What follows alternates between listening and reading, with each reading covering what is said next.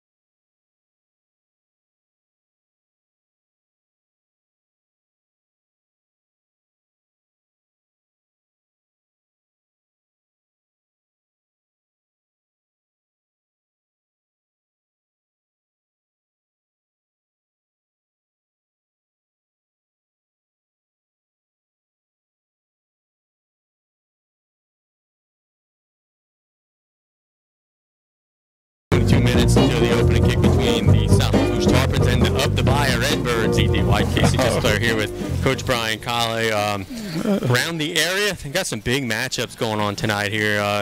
De La Salle taking on St. James, Thibodaux. How about this stretch for Thibodaux? Okay, they beat H.L. Bourgeois. That's a good win. Then from there, Destrehan, Terrebonne, Hanville, St. Aug, East St. John, Central Lafourche.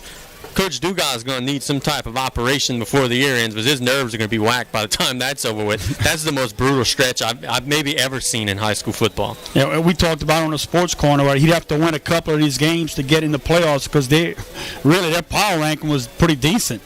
And if they can pull off one or two of these victories in the end, that would definitely secure them a playoff spot.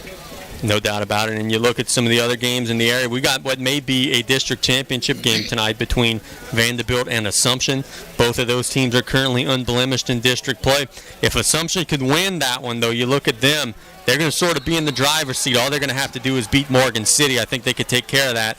So for Assumption, they've got a golden chance to win it outright. Vanderbilt has a chance to maybe potentially have a three-way tie because they would then also have to beat E.D. White, which is going to be a tough feat. So there's still a lot of moving parts in play. And we talked a few weeks ago about the Vanderbilt-Assumption matchup, and it kind of lost some of its punch with Vanderbilt losing last week. But still, that's going to be one great high school football game. I was a little surprised that Vanderbilt fell to Central Catholic last week. But anyway, look at some of the other games in the area. Morgan City and Ellender, two teams that are maybe on the lower end of the spectrum. We're going to see which one's going to get that win tonight. Then also South Terrebonne going outside of district and taking on our old buddy Coach Mathern and Bellchase.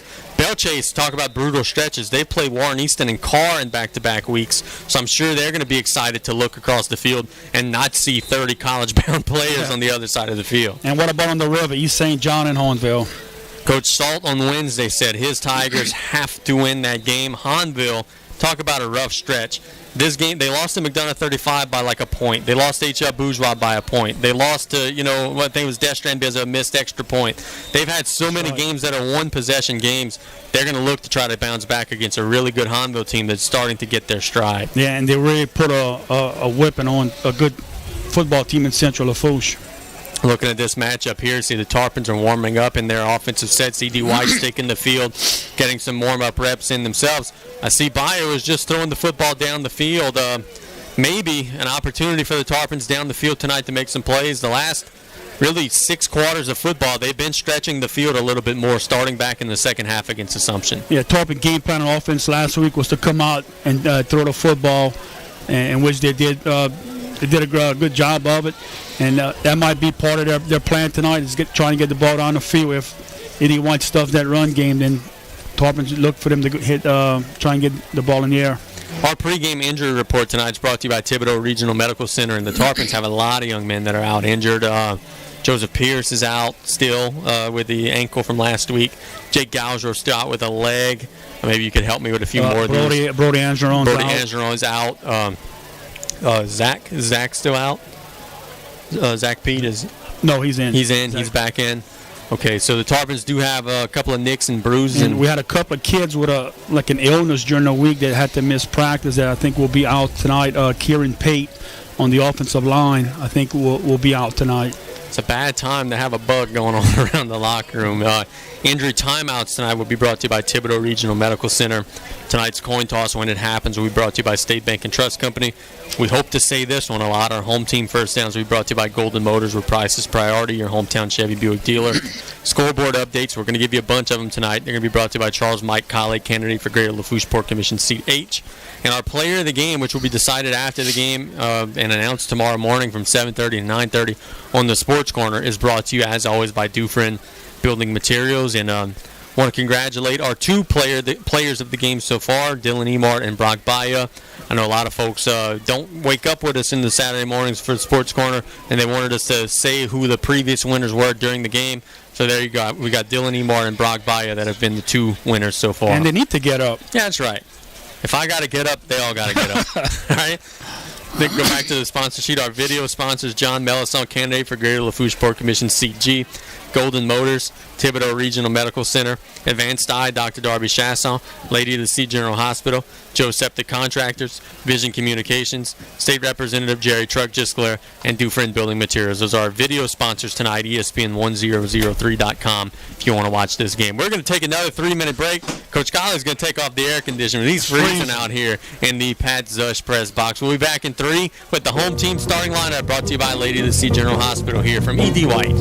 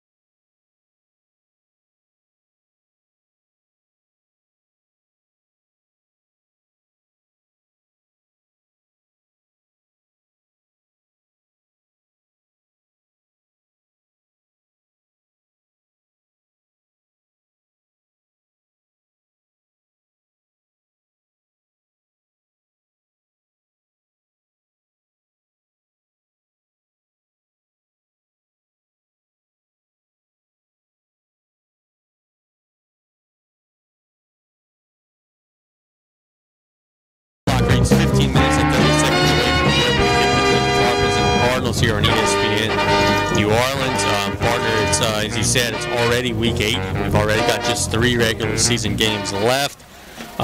If you're Coach Forsythe and the Tarpon staff right now, what are you telling the guys to try to get them ready for this last push? See, he's actually got his guys together right now. What are you trying to let them know to, hey, you know what? It's time to hunker down and get this thing going. Just win, baby. Yeah. You got to win. You got to come out and you on the road, get the ball, run clock. And that's going to be a big key for the Tarpons. If they can win the time of possession and keep LeJean off of the field, that's going to serve the Tarpons well in this game. That's the best way for a great young man, a great student athlete to be neutralized, is to have him not play and watch some of the game. Yeah. Tarpons are going to have to make sure that they can handle that. I think third downs are going to be very important today. But anyway, we've got our home team starting lineup brought to you by Lady of the Sea General Hospital. On defense for the South Lafourche Tarpons, Coach Brian Colley, take it away. All right, defensive tackle, number 39, Dylan Emard. Our right tackle is number 54, Nathaniel Long. Nose tackle tonight is number 95, Matthew Mathena. Our cornerbacks are number 23, Trey Randazzo, along with number 3, Caleb Carr. Our weak safety is number 12, Nathan O'Quan. Strong safety, number 29, Zachary Petrie. Our linebackers, outside linebacker, number 14 is Austin Danos, along with number 31, freshman Wes Alamo.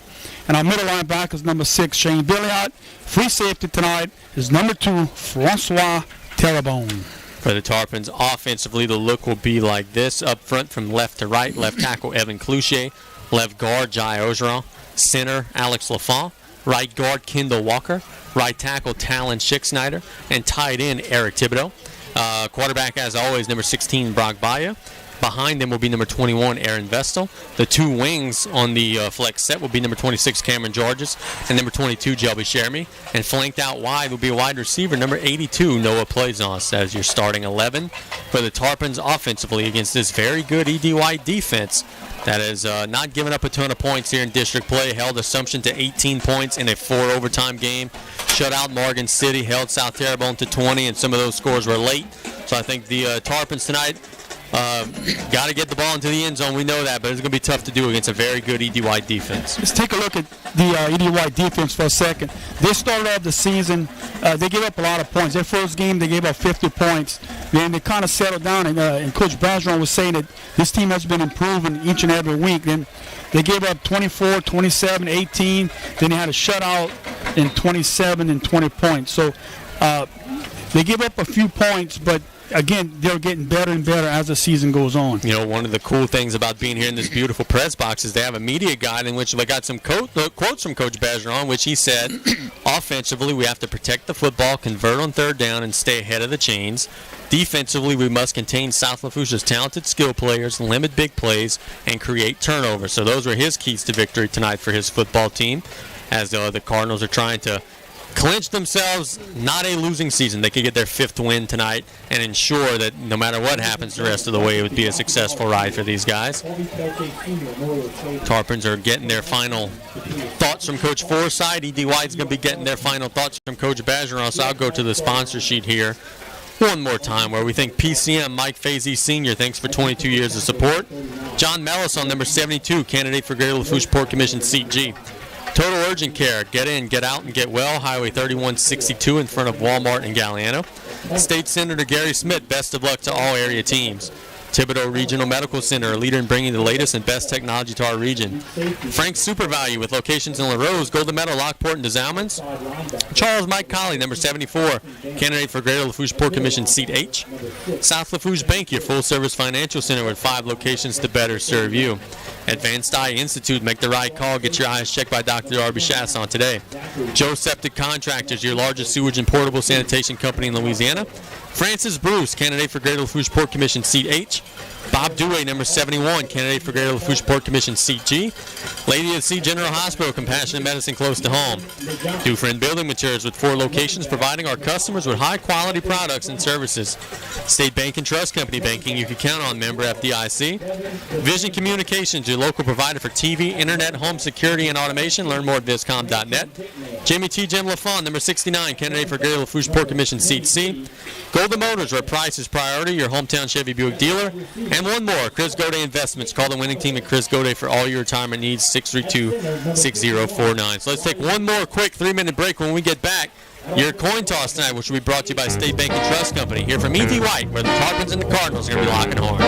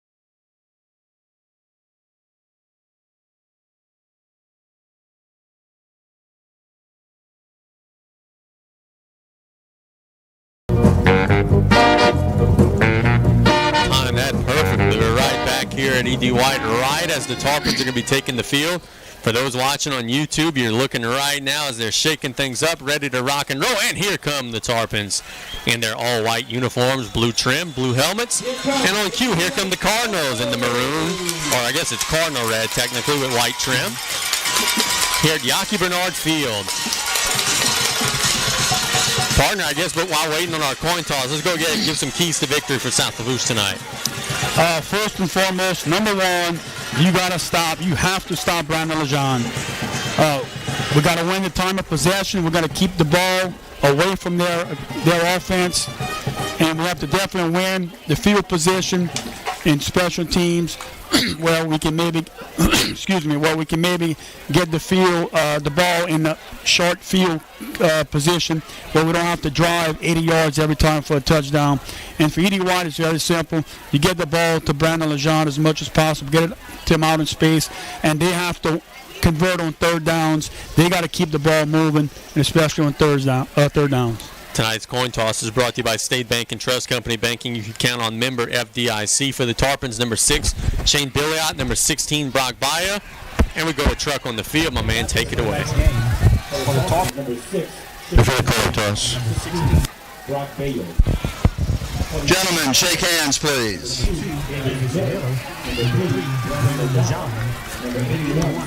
All right, Captain. Coin. Flip it again. What's your call? Tails, you said? Yes, sir. Tails is the call. It is heads. E.D. White wins the toss. You're gonna receive. Is that correct? They'll receive. E.D. White wins the toss. They defer. Thank you very much. They're gonna get the ball first. So Tarpons are going to have possession of the ball first here to start the ball game. Maybe an opportunity to seize a little bit of momentum. Interesting stat. The only 2 times South Lafourche has had a lead this season were in the 2 games they won.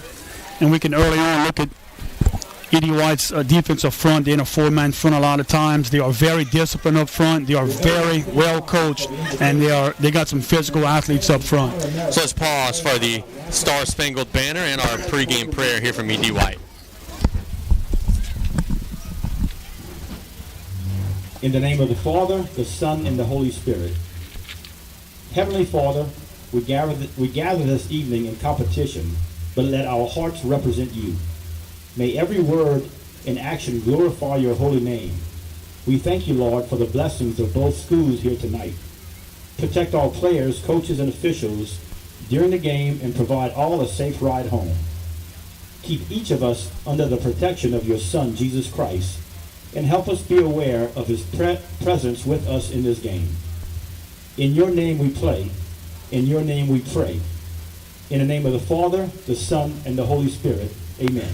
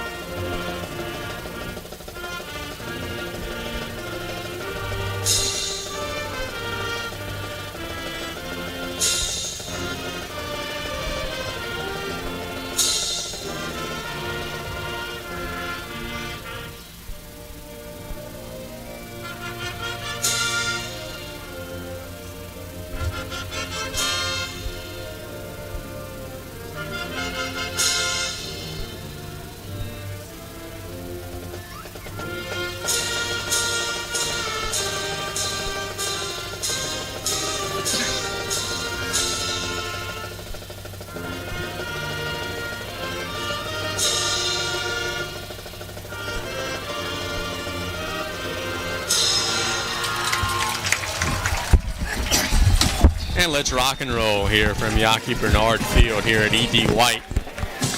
Tarpons and the Cardinals. Longtime rivals, but we're new to being district rivals. My boy, Coach Brody Williams, giving me some change from yesterday. He went to the store to get our little manager a birthday cake. Yeah.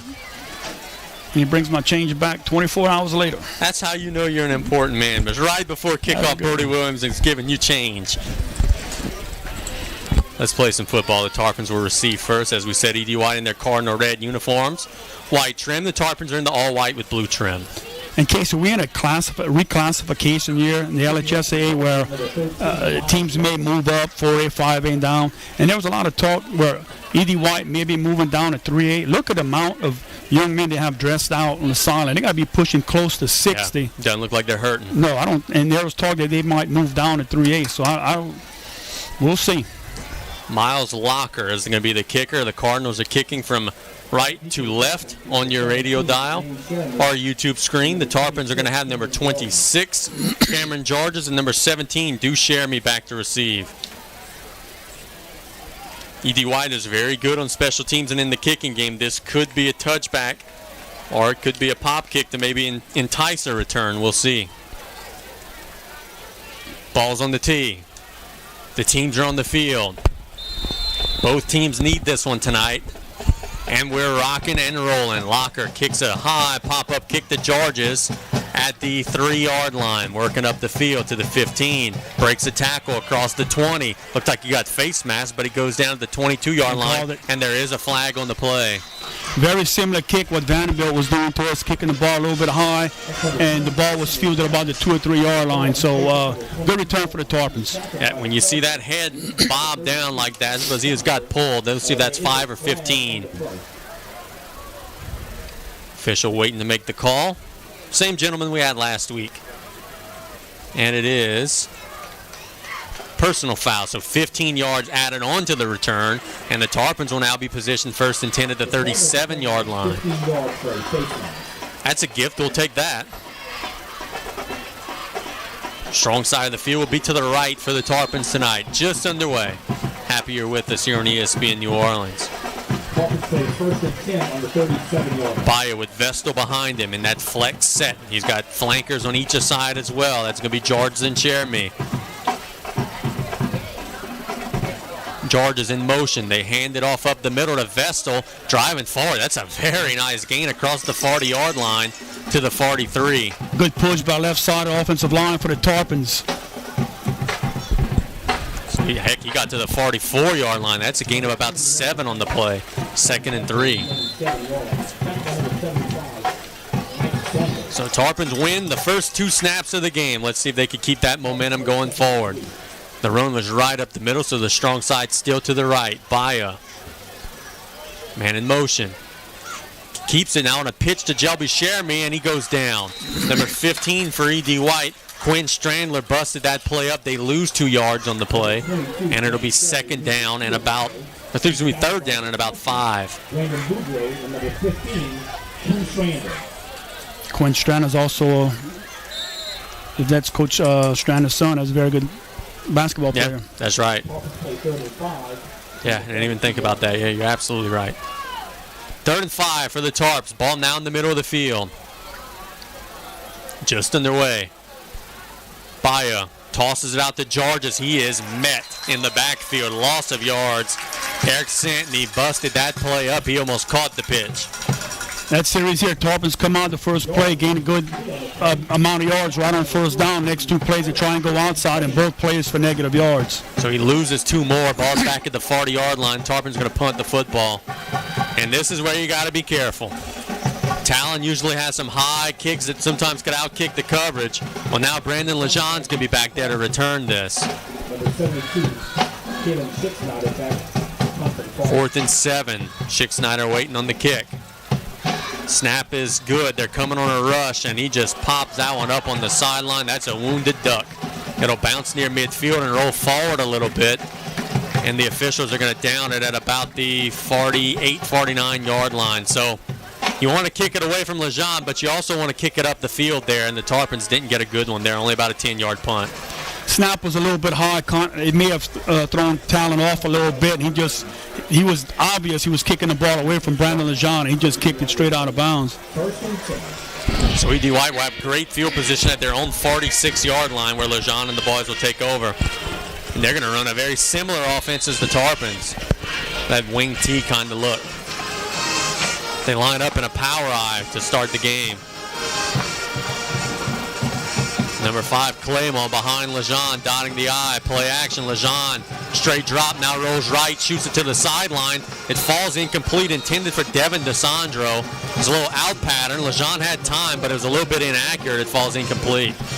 Well, Lejean was rolling out, but while he was rolling out, he was going backwards, and he was a good at least 10 yards behind the line of scrimmage making that pass. So that would have been maybe a 5 or 6 yard game, but it was about a 16-yard pass to get to him. Speaking of good athletes, Devin DeSandro, boy, he's an incredible baseball pitcher. 2nd and 10 for E.D. White. 9:46 to go in the opening quarter, still scoreless. Now they're in that flex set. Lejean hands it off the left side, now cutting back up the field. Not getting much, maybe a yard or so. That's number 20, Brandon Boudreau. Great job by the Tarpons defense there, stringing that one out. He gained a yard. And E.D. White does a good job running those buck sweeps where the running back is very patient, letting his guards get out in front of him. The Tarpon defense did a good job closing in on that play. 3rd and 9. Big play here for South Lafourche. 9:20 and counting in the opening quarter. Strong side of the field to the right. You got to figure they're putting the ball in Lejean's hands here. They have trips to the right. Lejean will be in the gun. They like to run quarterback leads.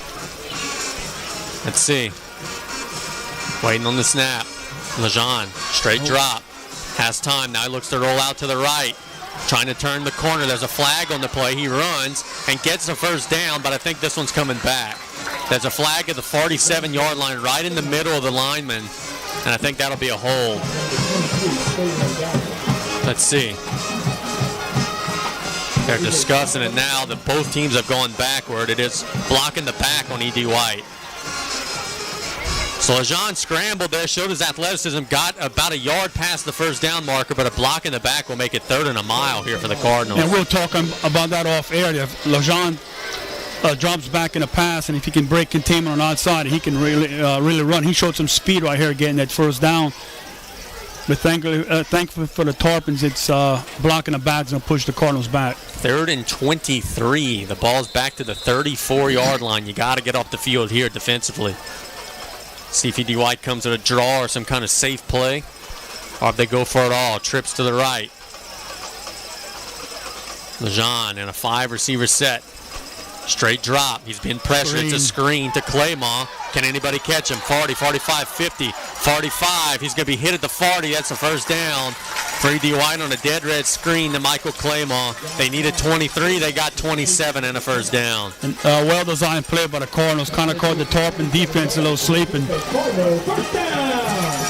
So E.D. White gets their first down of the game with 8:30 to go in the opening quarter, and they're on the move. And we talked about one of the keys for the Cardinals was converting on 3rd down. We did not think would be a 3rd and 23. Yeah, that's one where you got to get off the field. You can't let them get 27 on a 3rd and 23. Strong side of the field to the right. Lejean stays in the gun. He has Claymont on the side of him. Waiting on the snap. Lejean hands it on a sweep to a receiver in motion, working the right side. Down he goes. Austin Danos making an excellent open field tackle.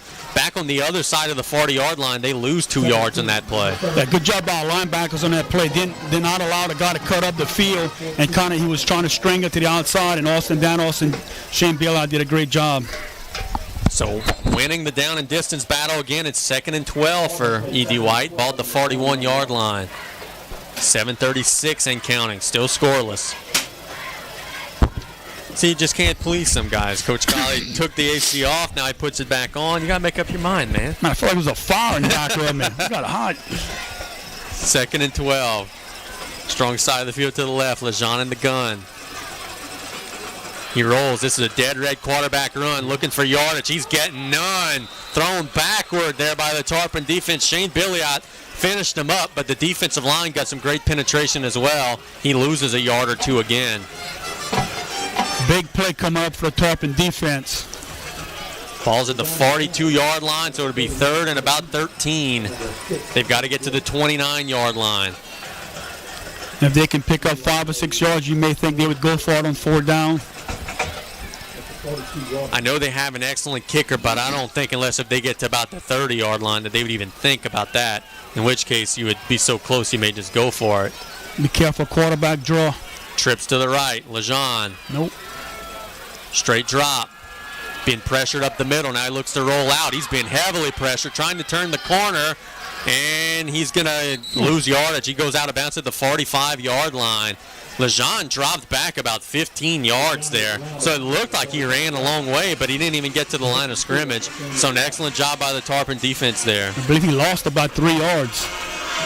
Yeah. Nathaniel Long, good job in pursuit. What is Lejean. this? E.D. White's in a swinging gate punt formation. I've never seen this. See if the Tarpons get the numbers right. So watch the center. They snap this ball. They have their entire line of scrimmage on the sideline almost. Now they close it in. It's 4th and 16. The punter is Miles Loker. Back deep for the Tarpons, I think, is Georges. Yeah, it is Georges at the 8-yard line. The snap is down. The kick is high in the air. Beautiful kick. Georges calls for a fair catch, lets it bounce, and they'll down it at the 1-yard line. He did what he was coached to do. Anything over your head, you let it go at about the 5, but E.D. White played that one beautifully. They downed it darn near in the end zone. Tarpons had the ball at the 1-yard line. Yes, you're right. Cameron did what he had to do there. The ball was going over his head. It took a lucky bounce for E.D. White, and give credit to those young men hustling down to stop that ball from going in the end zone. It was a beautiful kick, a lot of air under it. Now the Tarpons are in a hole. The nose of that ball is going to be smack dab at the 1-yard line. Now we cannot get a negative play. Yep. And if you do, it's going to be 2-0 Cardinals. 6:15 to go in the opening quarter, still scoreless. Both teams have had an empty possession. Baya with Vestal behind him. You would think quarterback sneak here. And that's what it is. He drives forward, and he's not going to be at the 1 anymore. Heck, he almost got to the 5. Good surge there up front by the Tarpons. Depends on the spot, if he's at the 4 or 5. Going to put it down right at the 5, gain of 4. Casey just clear on the call. I didn't get the Rockets-Pelicans game right, but I did get that right. 2nd and 6. 5:50 and counting. That's a good gain up the middle, man. He was an obvious quarterback sneak play to still get 4 yards. That's impressive.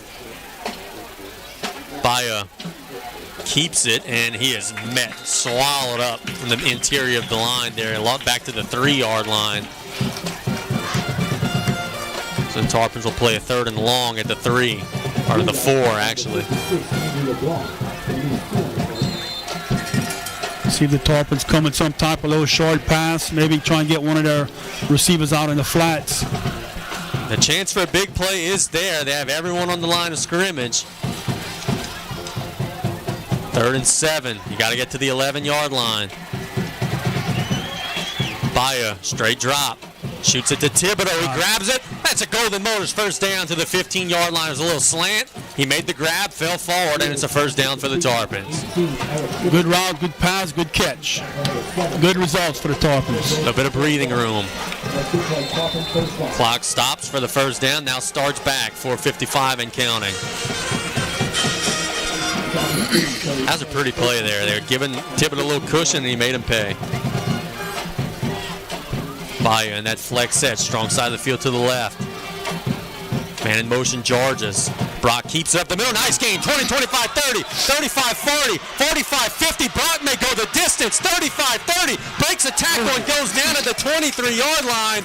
Brock Baya on a long run. Touchdown saving tackle made by number 7, Peyton Amity. But talk about flipping the field. The Tarpons are in scoring position. They ran this same play in practice a few times, and Brock took it to the house 3 different times during the week. Busted up the offensive line there. The Tarpons drilled a huge hole through the line, and now they play 1st and 10 at the 23-yard line. Brock went from the 15 to the 23. You do the math. That was about a 60-yard run, 60-plus yard run. Now we got to get some points.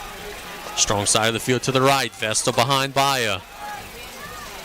Baya hands it to Vestal. Nice gain inside the 20 to about the 19 or so. Pickup of about 4. I got to tell you, they've been getting yardage on the inside tonight throughout the entire game. Getting that push. The middle of that line, shout out them boys. Jai Ozier on left guard, Alex Lafourche center, Kendall Walker right guard. They're getting a push right now, and they're playing a 2nd and 6 from the 19-yard line. Also have Evan Cluchet in there and Talon Schickschneider, the tackles. Baya waiting on the snap. Hands it, he keeps it on, gets a nice gain to the 10. It's another first down. Had a hard time seeing the football there, but Brock kept it, went right in that hole between the guard and the tackle, and that's another Golden Motors first down. It should be 1st and goal right on the dot because the nose of the ball is right at the 10-yard line. Tarpons are on the move here. And Brock is showing some quickness with that read, and he's planting that foot and going right up the field. 1st and goal on the 10-yard line. Strong side of the field to the right. It is 1st and goal. 3:23 to go in the opening quarter. The Tarpons looking to strike first. Baya keeps it on the inside, driving forward. Touchdown, Tarpons! That's a way to make a statement early in the game. He faked the handoff on the inside, drove forward, and fell into the end zone. Have a drive. Brock Baya and the Tarpon offensive line. It's 6-0. Is that a 99-yard drive? 99 and a half if you want to go. Yeah. What a start. Baya will be holding the football because Patrick Gisler is out with a shoulder injury. So we'll keep an eye on that. Torres to kick it. Snap is down. The kick is up. It looks good. And it is good. So with 3:10 to go in the opening quarter, the Tarpons strike first. It's 7-0, and we'll be back in a minute on ESPN New Orleans.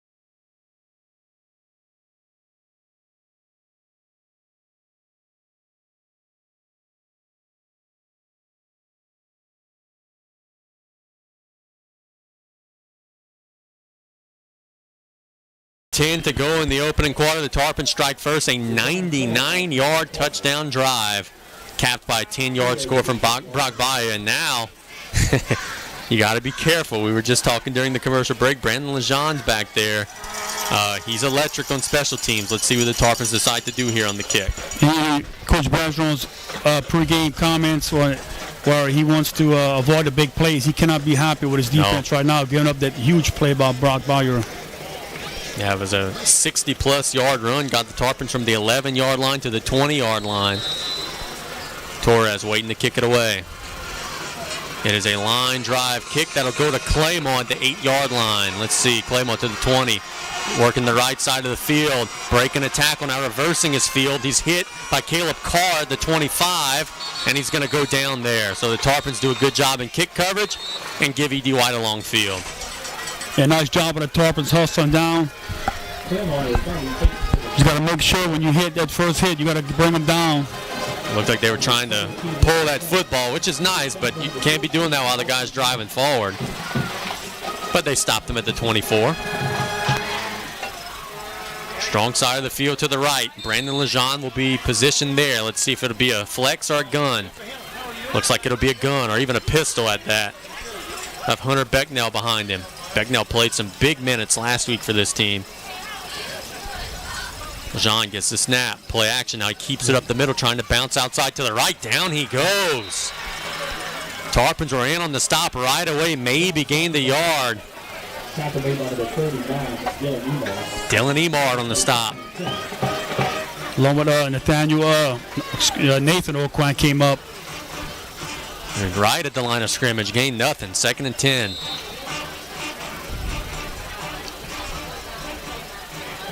.230 and counting. Tarpons looking to get the ball back for their offense.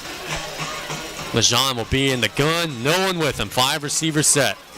Or 4 receivers and a tight end. 3 of the receivers on the right side of the field. Lejean keeps it on the right side. Going nowhere.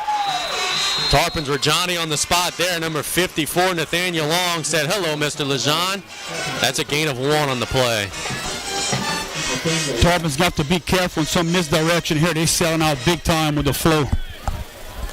3rd and 8, 1:55 and counting. E.D. White has had nothing but 3rd and long the entire game. In fact, this 3rd and 8 is the shortest 3rd down they've had in this game. Lejean's been trying to beat us with his legs. Let's see if he puts one in the air. Here he has trips to the left. In the gun. Gets the snap. Straight drop. All kinds of time to throw. He rolls right.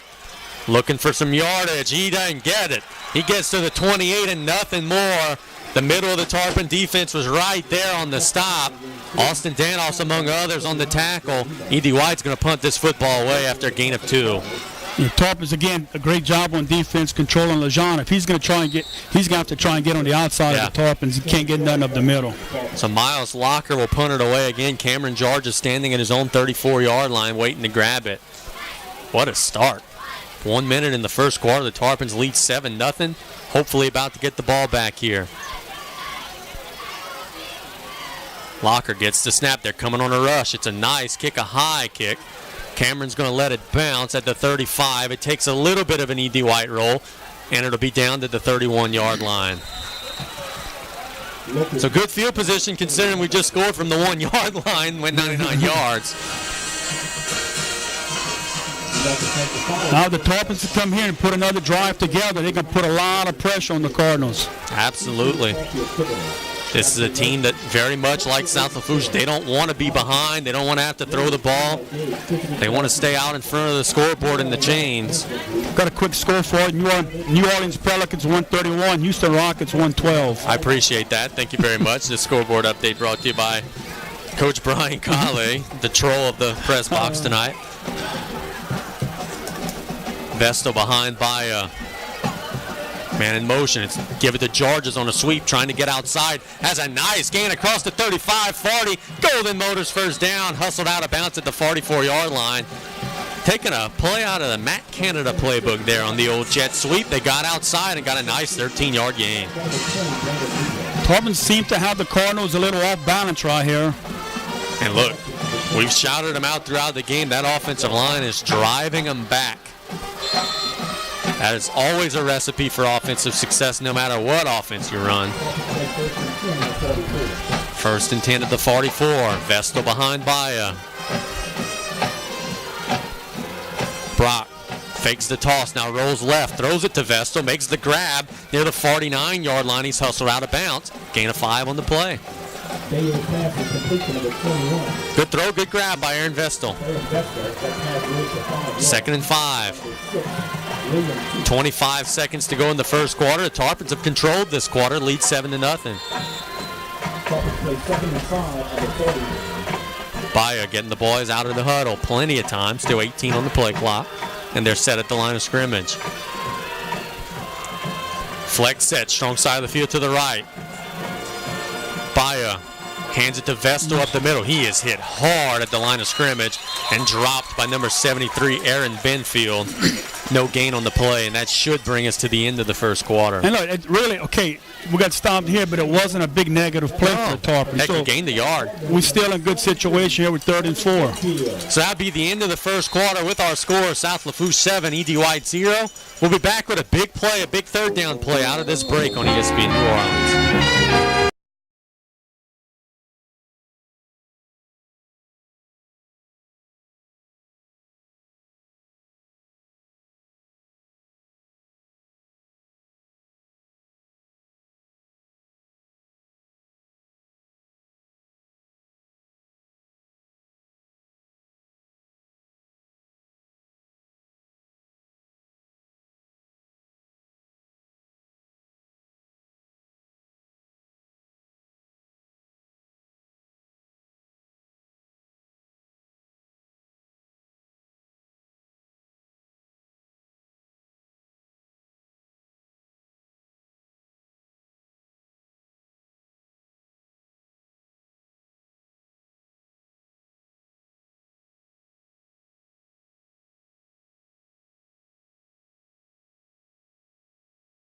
Ever seen. They have to move the ball about a foot there from one end of the 50 to the other. It's 3rd and 4 for the Tarpons, who are now going right to left as opposed to left to right. Got to get to the 46. Strong side of the field is to the right. Plays on, just flanked all the way to the sideline out there. Vestal's behind Baya. Brock waiting on the snap. Shelby Shermy in motion. They hand it to Vestal up the middle. Guess what? I think he's got a Golden Motors 1st down. I would say so. If they give him his forward progress there, I think he's got it. Let's see the spot. He got to the 46. They kind of gave him a shoddy spot, but he still may have it. I thought he got it between the 46 and the 45. They're going to measure it. If the chains are correct, I think he's going to have it by about the nose of the ball. Yeah, it's close. I thought he had gotten a little more than that, but it is what it is. Let's see. Chain gang is on the field. They stretch it out. Yeah, they're still stretching it out. He's short by about a foot. So it'll be 4th and inches, and I think the Tarpons are going to run a quarterback sneak here. I don't think there's any rocket science involved here.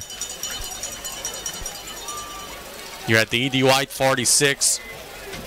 You're an underdog in this game. You ain't got much to lose. Go right up the middle with the quarterback sneak. You've gained yards on that play twice this game. Well, I think if they remeasure the ball right now, we get a 1st. Yeah, because they moved it. I don't understand. They moved it forward. It's unbelievable. After the first quarter, Assumption 0, Vanderbilt 0, and I think. Well, we definitely have a 1st if they remeasure. Yeah, I don't understand that. They definitely moved the ball up. That scoreboard update brought to you by Charles Mike Colley, candidate for Greater Lafourche Port Commission Seat H. Let's just go ahead and get it right here. 4th and a foot for the Tarpons. This is going to be a quarterback sneak. Baya waiting on the snap. He drives forward. Ain't no doubt about it. Take that spot. 1st down to the 45. Golden Motors 1st down.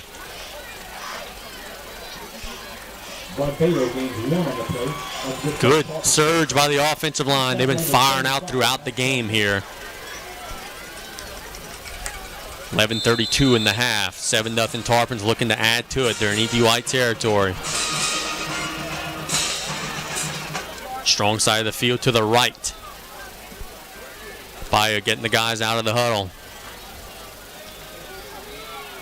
Thibodeau flank to the right. Plays on flank to the left.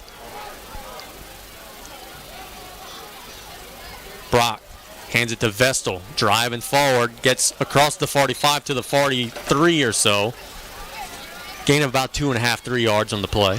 Vestal gains 3. Back by about 24. Holding Tabor. Coach, one of your keys to victory was don't allow Lejean to play.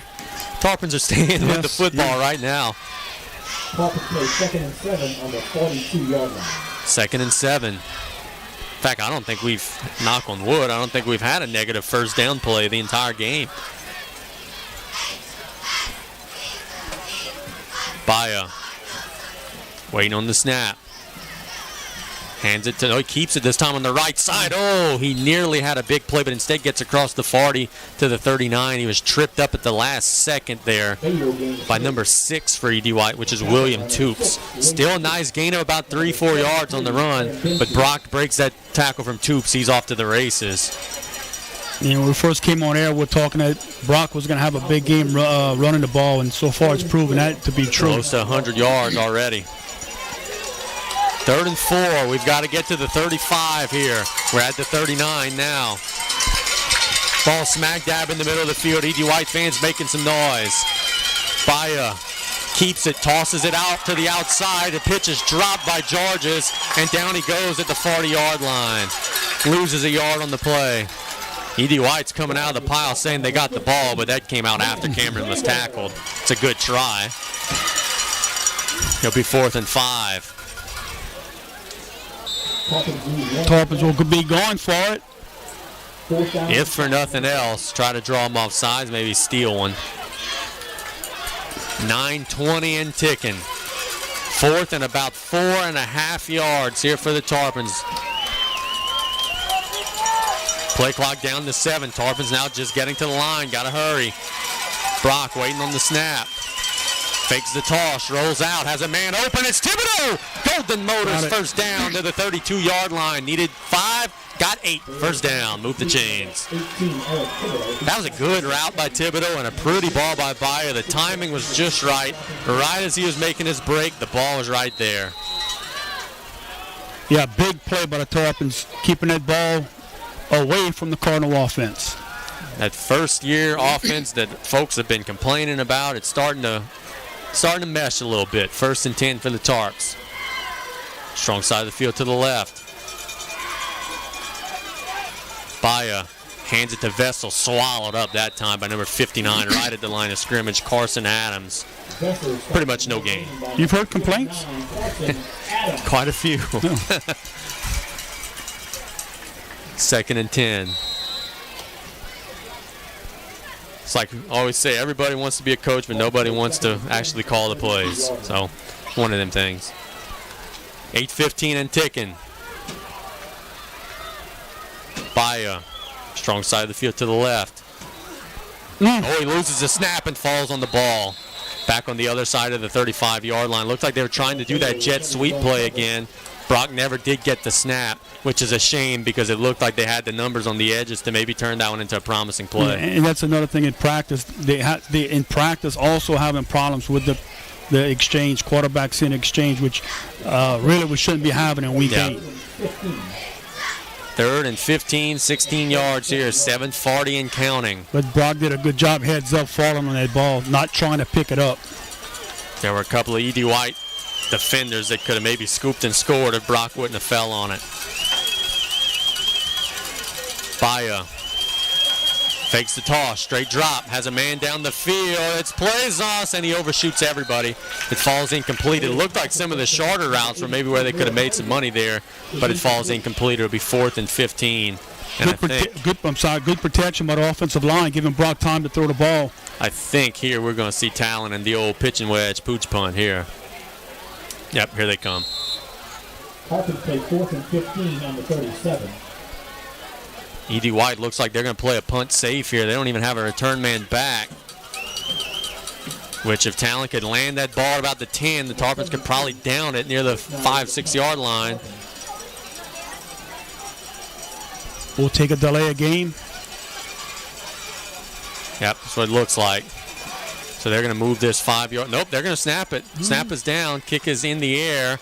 It's a high kick that's going to bounce at about the 18 and take an E.D. White roll to the 20. So it's not a great punt, but good enough. Pins them back a little bit more. They'll be at the 20. In that situation, nobody back, you want to get the ball up a little high and just hope it takes the bounce far. In that case, it did not. But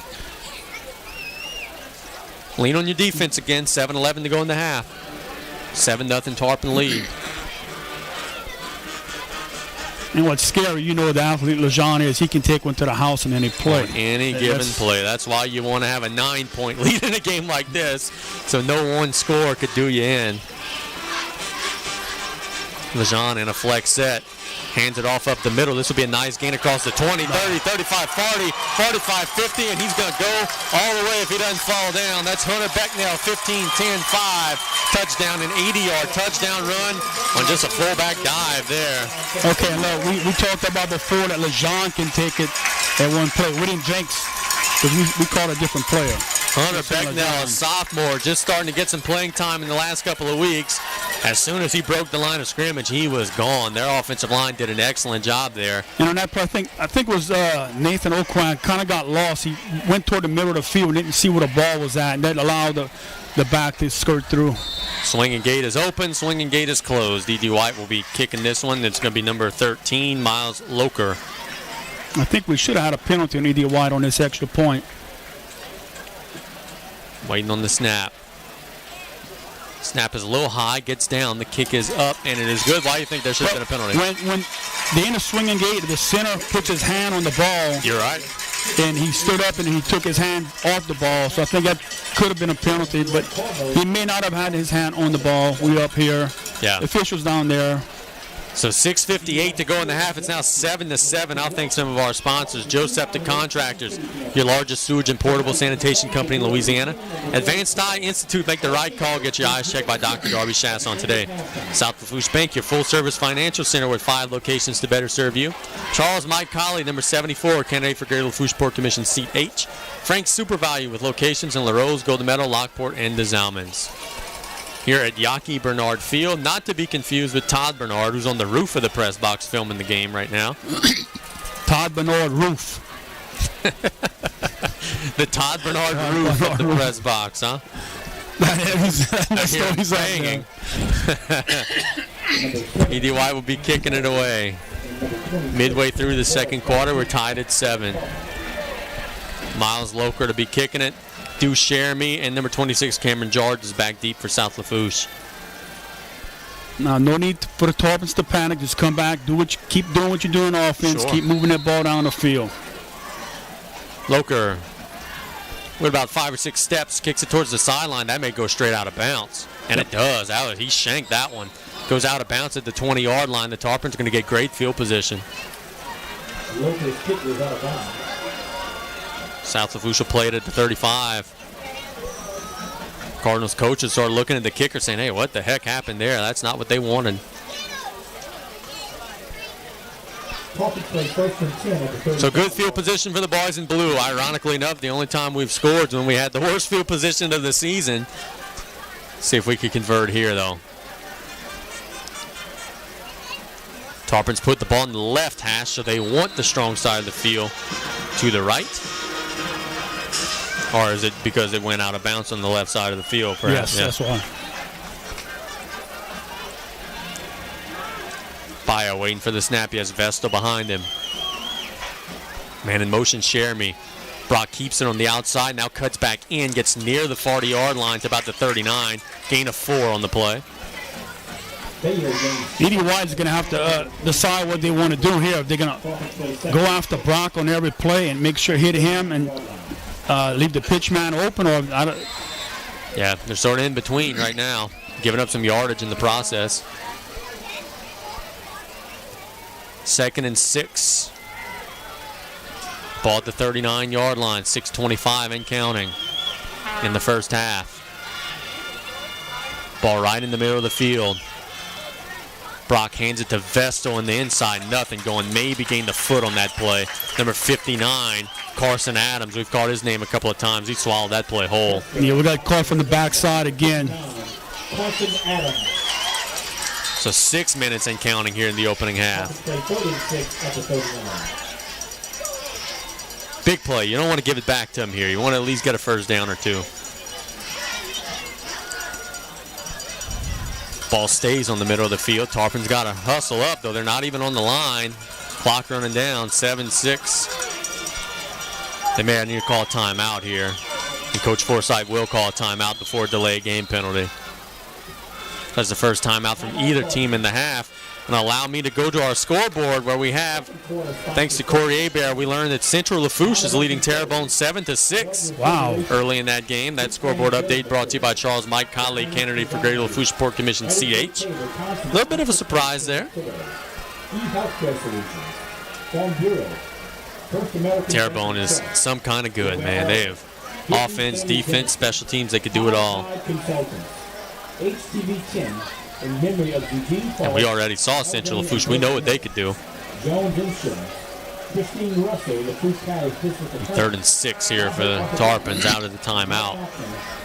Trying to look at some scores here, but it's kind of quiet. It's a little slow.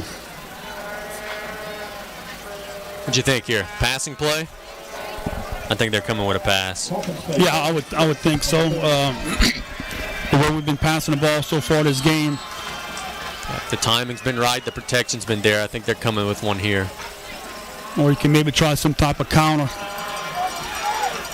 Brock looks like he'll be under center. He's got 3 receivers on the field. Thibodeau's the only one flanked left. Cameron Georges. Brock play action. The pressure's coming. No. He rolls out to the right, throws it to the sideline to Georges. He's going to be short of the first down. Tried to break a tackle at the end of the play, got to the 41. He needed 6. He got about 3. Same thing happened to Brock as it did to Brandon Lejeune. On one of their passes, we're rolling out. As we're rolling out, we're going backwards. Too much down the field. Yes, it was too far backwards. And still positive play. You 4th and 4. Shake Snyder is on the field to punt the ball, and again, E.D. White has no one back deep. They think the Tarpons are coming with a fake. Snap is there. There's no rush at all. Talon bombs this one down the field. We can maybe pin him back here if we get a roll. Bounces at the 25. Still rolling inside the 10, inside the 5, and it'll be down at about the 3-yard line by Caleb Carr.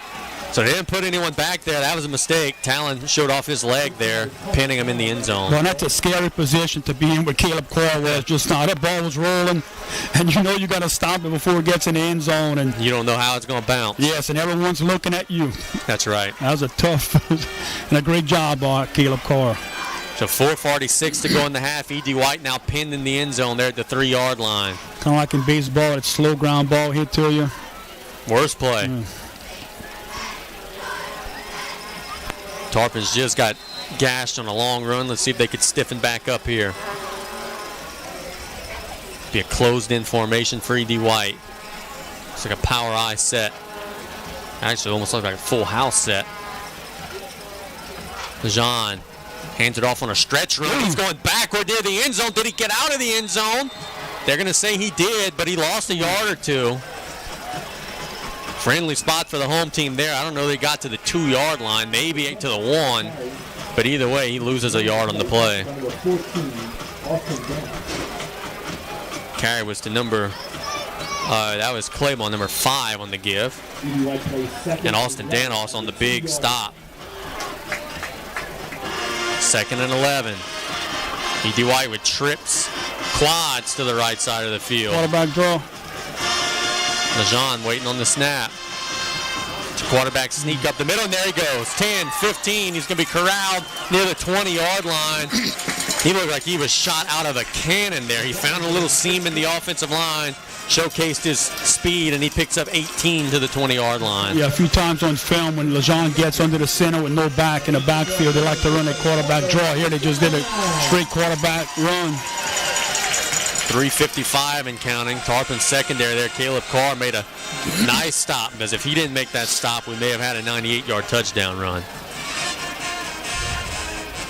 Lejeune in the gun. He has a couple of receivers to the right. Man in motion is Claymore. Lejean keeps it on the right side. Down he goes behind the line of scrimmage. Number 54, Nathaniel Long.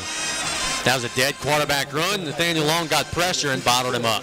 Lejean came up a little bit limping right now. Yeah, he's got an ankle right now. And he's in the backfield just trying to pick his hole, but the Tarpons have a good game plan coming from the weak side and not going to let him just stay there in the backfield trying to pick that hole to run through. E.D. White is kind of playing safe, boy. There's 3 minutes and counting here on the clock. They've still got plenty of time, but maybe they just don't want to give the Tarpons the ball back. 2nd and 12. Shotgun.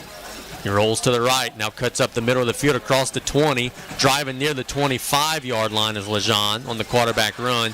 Gets about 7, so it'll be 3rd and 5. Clock still running, 2:43 and ticking. I think if E.D. White gets a first down here, they'll get a little more aggressive. And Lejean's coming out. Yeah, he's leaving the game. Coach talked about that ankle. E.D. White's going to call a timeout to maybe try to coax him back into the game. But Lejean pulled himself out of the play there. So we'll keep an eye on that as this game unfolds. That'd be a huge blow to E.D. White. Might look like on his shin. I know this, and I've been knowing Brandon since he's in 9th grade. If he pulled himself out, he's in a lot of pain. They're looking at him right now. This injury timeout is brought to you by Thibodeau Regional Medical Center, leader in bringing the latest and best technology to our region. And he's going back in the game. Yeah. But the timeout allows the guy to go back in. Yeah, he's going to be back there, but he's wounded. Maybe they take the ball out of his hands here on this 3rd and 5 play. First time out of the half for E.D. White. They have 2 more to go. Lejean in the gun. Claymore in motion. Hands it to Claymore on a sweep, trying to turn the corner near the first down sticks. I think he's got it. Short. Let's see. Oh, not where they're putting him. They're giving him a very generous spot across the 30 to the 31. And that'll be a first down for E.D. White. That's good. It's a couple of times tonight. I'm not going to get too grumpy about it, but it's a couple of times tonight. It's been a left-footed spot for the Tarps and a right-footed spot for the Cardinals. Mr. Chris Campbell sending a score in with 4:46 left to go in the second quarter. Central's up 14-6. Wow. I think some nervous fans wearing maroon. He's saying someone sent him that, so I guess he don't want to confirm it. 2 minutes and counting here, 1st and 10 for E.D. White. Lejean in the gun, low snap, straight drop, shoots it deep down the field, and it's off the fingertips of number 7, Peyton Amity. The Tarpons had defenders all over the place. As soon as Amity got his mitts on the ball, it fell incomplete. Good coverage. And that's a catch you got to make when the ball hits you in the hands. Indeed. So 1:51 now on the clock. 2nd and 10. 7-7 our score. Both teams have traded touchdown runs. Both teams have 2 timeouts. Tarpons would love to get it into halftime. Still 7-7. E.D. White has other plans. Lejean in the gun with Claymore. Straight drop. Now looks to run. Bouncing to the left side of the field. Trying to get outside across the 35. Picking his way through the defense across the 40. Down he goes at the 42-yard line. Number 29 for South Lafourche, Zachary Pete, made the stop. Shane Billiot hit him. That'll be a 12-yard gain and a first down. Shane came up to make the play, but like we talked about in pregame, you have to make tackles. When you hit Lejean, you have to bring him down. Cannot allow him, and it's easier said than done. He's a tough young man, but we got to bring him down on first contact. Clock will stop as they reset the chains, and it'll start back now with 1:40 and counting. E.D. White's still in the huddle. I would have thought they would have been on the ball. Yeah, they've let 10 seconds run off. 1:30 now. Lejean in the gun. Man in motion, Claymore. Straight drop, Lejean. Being pressure on the outsides. Now he rolls out and throws that one to the sidelines, incomplete. Is intended for number 30, Caleb Hagan, but I think he was just throwing that one away. Scoreboard update, Assumption 6, Vanderbilt Catholic 0. That one is brought to you again by Charles Mike Colley, candidate for Greater Lafourche Port Commission CH. It's amazing. We get text messages from folks. We never realize the scope that these broadcasts have until start getting people texting you during these games. In Texas, about people complaining about the spots on the field. 2nd and 10, 1:17 to go in the half. Trips to the right for Lejean. Straight drop. Looking down the field. Now he steps up and shoots a duck to the sideline. That one, I don't know if it slipped out of his hand or what. That was just a wounded duck.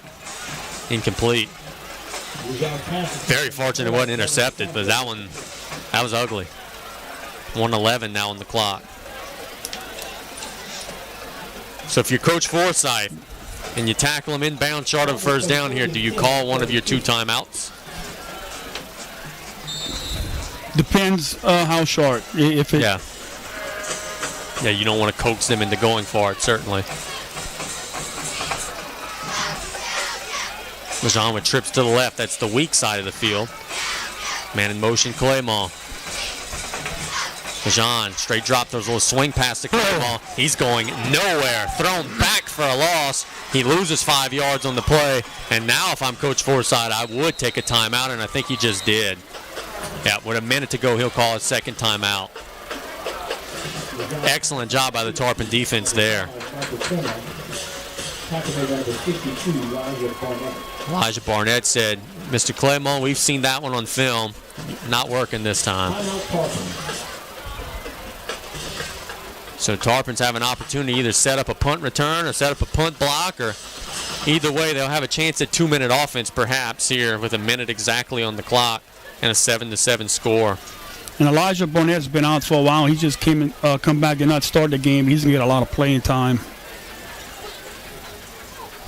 Cameron Georges will be back deep to receive for the Tarpons. He's had a couple of opportunities tonight, let the ball bounce a couple of times on him. I think this time, if he has an opportunity to catch it and go, the Tarpons would really like that. Miles Locker's the punter. They showing like they're coming. Let's see if they go try to get it. Waiting on the snap. They are coming. It's a high snap. He does get it away, but it's a wounded duck. It'll bounce at the Tarpon 45, take a Tarpon roll, and it'll go out of bounds at the 47-yard line. Clock is still running. Maybe lost a second or two there, but that was not a very good kick, and the Tarpons will take over at the 47-yard line. Good job of the Tarpon defense. Got the stop you needed right before half. Not a Tarpon offense. We've got to make sure we've got to be real careful here. If they pin you in your end zone, you're taking a knee going to half. But now with the shanked punt, you're trying to go and steal a field goal here. Clock will stop on every first down, and you have a timeout. You could work the outside or the middle of the field. We're seeing Baya in the gun here. A couple of receivers on each side. Strong side of the field to the right. Brock, straight drop. Shoots it deep down the field to Thibodeau, and it falls incomplete. Underthrown. Number 7, Peyton Amity was in coverage. It's still with 44 seconds left. You don't have to try and get everything in one shot here. Plenty of time, and you could use the middle of the field. Get a first down. The clock stops. Get on the ball.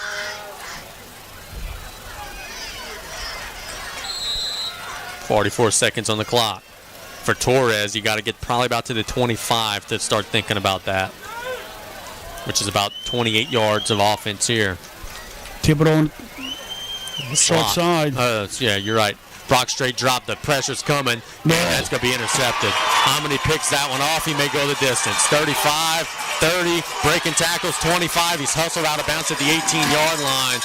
Great job by Talon Scheck-Snyder there, getting a piece of him and slowing him down. Otherwise, that would have been a pick 6. The pressure there came, and I don't know what they saw. He was just kind of desperation throwing it, and Amity was all over it.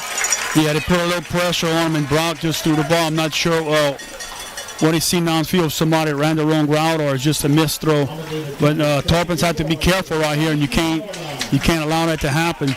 Now you're in a situation here to give Edie White the ball on the 18-yard line, 17-yard line, and they get the ball to start the second half. Could be a disastrous end to the half here for the Tarps. 32 seconds on the clock. 2 timeouts for Edie White. Lejean's in the gun. Trips to the right. Waiting on the snap. He gets it. Straight drop. Looks down the field. Throws a slant that's going to be caught at the 6-yard line by number 12, Devin DeSandra. That's going to be a first down, so it'll stop the clock momentarily with 24 seconds on the clock. The officials are in no hurry to set the ball because there's a flag on the play. Oh, I didn't see that. Let's see what it is. Holding on E.D. White. That's a big penalty. Because they used 8 seconds, wasted a play, and now go backwards 10 yards. We didn't see the flag on the play, but that's a huge whistle.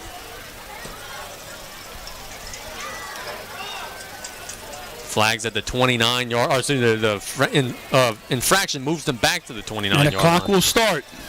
And they're not aware of that. 20 seconds, 19. They're letting time burn here. LaShawn waiting on the snap. He gets it. Straight drop. Pressure up the middle. It's a screen to Claymore. Now can we tackle him? Across the 25. Spinning to the 20. Still driving. Can we tackle him in bounds? We can. So he's taken down at about the 20-yard line. E.D. White's going to call a timeout with 4 seconds left to set up what we would think would be a field goal try here. He takes it to the 20-yard line. A good job by the Tarpon defense there, stiffening up. E.D. White will likely kick a field goal here, maybe throw it into the end zone. Cardinals call timeout. It looks like they'll be going with a field goal attempt. Miles Locker, he's got a good leg on the kickoff. It'll be about a 37-yarder. Yep. Tarpons get a rush off the edges, perhaps, maybe due to them what Morgan City did to us last week. Now, your Coach Forsythe, you got one timeout that you cannot use any other time in this game. Would you ice him here right before the snap? No. No? See, a college or a pro guy, I wouldn't. But a high school guy, I would. I think that the high school kids think about it a little more. We'll see what they come with. E.D. White gets the big interception. They're going to be trying to steal 3 points before the half here on a 37-yard field goal. The holder is Davis Miller. The kicker is Miles Locker. Ball's on the right hash. He's going to have to kick it across his body. Crowd making some noise, and Coach Forsythe will call his final timeout to ice the kicker. Make him think about it a little bit. And it'll make me think about our sponsor sheet here. State Bank and Trust Company, banking you can count on. Member FDIC. Vision Communications, your local provider for TV, internet, home security, and automation. Learn more at viscom.net. Jimmy T. Jim LaFawn, number 69, candidate for Greater Lafourche Port Commission Seat C. Golden Motors, where price is priority, your hometown Chevy Buick dealer. Chris Goday Investments. Call the winning team at Chris Goday for all your retirement needs, 632-6049. I was in a situation here coaching one time, and Coach Tommy Gisclair was coaching, and we're in the same situation. The opponents called a timeout 3 times in a row when we're getting ready to kick the ball for an extra point, for a field goal. We come on the next time, fake it, score. I hope that doesn't happen here. It's a 37-yard try for Locker. Waiting on the snap. The snap is high and it's over his head. Locker's going to try to pick it up and run. He's going to throw it down the field, and it'll be caught by E.D. White, a lineman, though. So there's a flag on the play. That's illegal touching, and he's taken down before the end zone anyway, so that'll be the end of the half. It was a high snap. Locker did what he was coached to do, trying to make something happen down the field, but an offensive lineman, number 73, Aaron Benfield, caught the ball, and you're not allowed to do that. There is a flag on the play. And that'll be the end of the first half. Yes. We'll wait for the official signal. It's illegal touching on E.D. White. So that is our halftime score. South Lafourche 7, E.D. White 7. We'll be back in 3 minutes with our halftime show here on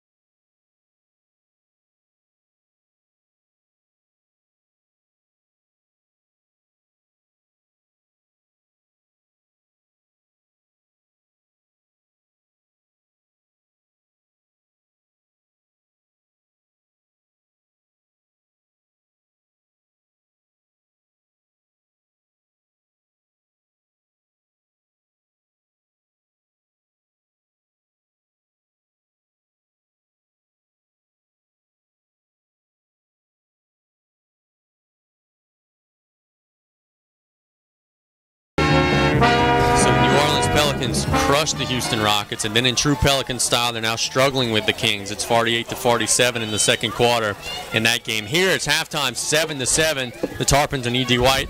Both of these teams have had some moments of success. South Lafourche is pinned at the 1-yard line, drives the length of the field, scores on a 10-yard touchdown run from Brock Baya. E.D. White answers that score with an 80-yard touchdown run from Becknell. And right before the end of the half, we were talking about this during the commercial break, South Lafourche is driving, throws what could have been just a huge interception to Amadi. He returns it to the 20-yard line. Any other time this season, the way the Tarpons have been snake-bitten, E.D. White would have scored a touchdown there, gotten the ball to start the second half, whatever. But tonight, the Tarpons stiffened up, forced the field goal, which was never attempted because of a bad snap. And instead, we take it to halftime, still 7-7. Tarpons got to be very impressed with what they're seeing so far on both sides of the ball. No doubt, a big holding call. It pushed E.D. White back. They had the ball first and goal in the 5 with maybe 30-something seconds left. That holding call pushed them back. And look, Tarpon defense doing a great job once again, controlling Brandon Lejean, not allowing him to get out in space. And the offense is doing their thing. They're moving the ball, controlling the clock at times, and they can keep this up right here. We're going to have us a great finish. The inside yardage the Tarpons have been getting has worked at times. It hasn't worked at times. But one thing that you called in the pregame is there are a lot of plays where Bayo is putting it in the belly of Vestal and then letting Vestal go through the hole, let the defense collapse on him, and he's just going right through the same hole. He's gotten a lot of big yardage here in the first half doing that. Curious to see what, if any, adjustments E.D. White makes to try to take that away. Yeah, they'll have to make a few adjustments and hit Brock every time. I'm sure that they're going to try and do. But Brock's doing a great job running that offense, and we just got to keep it up. Defensively, Lejean has made some plays at times, but for the most part, they bottled him in pretty good. I mean, for every 10, 15-yard run he's had, there's been a 2 or 3-yard loss as well on top of that. So I think that Coach Pellegrin has to be ecstatic with the way his defense is corralling this young man for one half. Now you got to do it again for the second half, of course. But he's sort of nicked up a little bit. That foot's a little ginger right now. I think the Tarpons got to be pleased with where they sit defensively against these guys. Yeah, and look, again, Coach Pell's doing an outstanding job running that defense. And you got to give credit to Nathaniel Long, Shane Billiard, Austin Danos. I mean, they're coming up making some plays for the Tarpons, and our defensive secondary is doing their job when passing situations, not letting the receivers for E.D. White get open.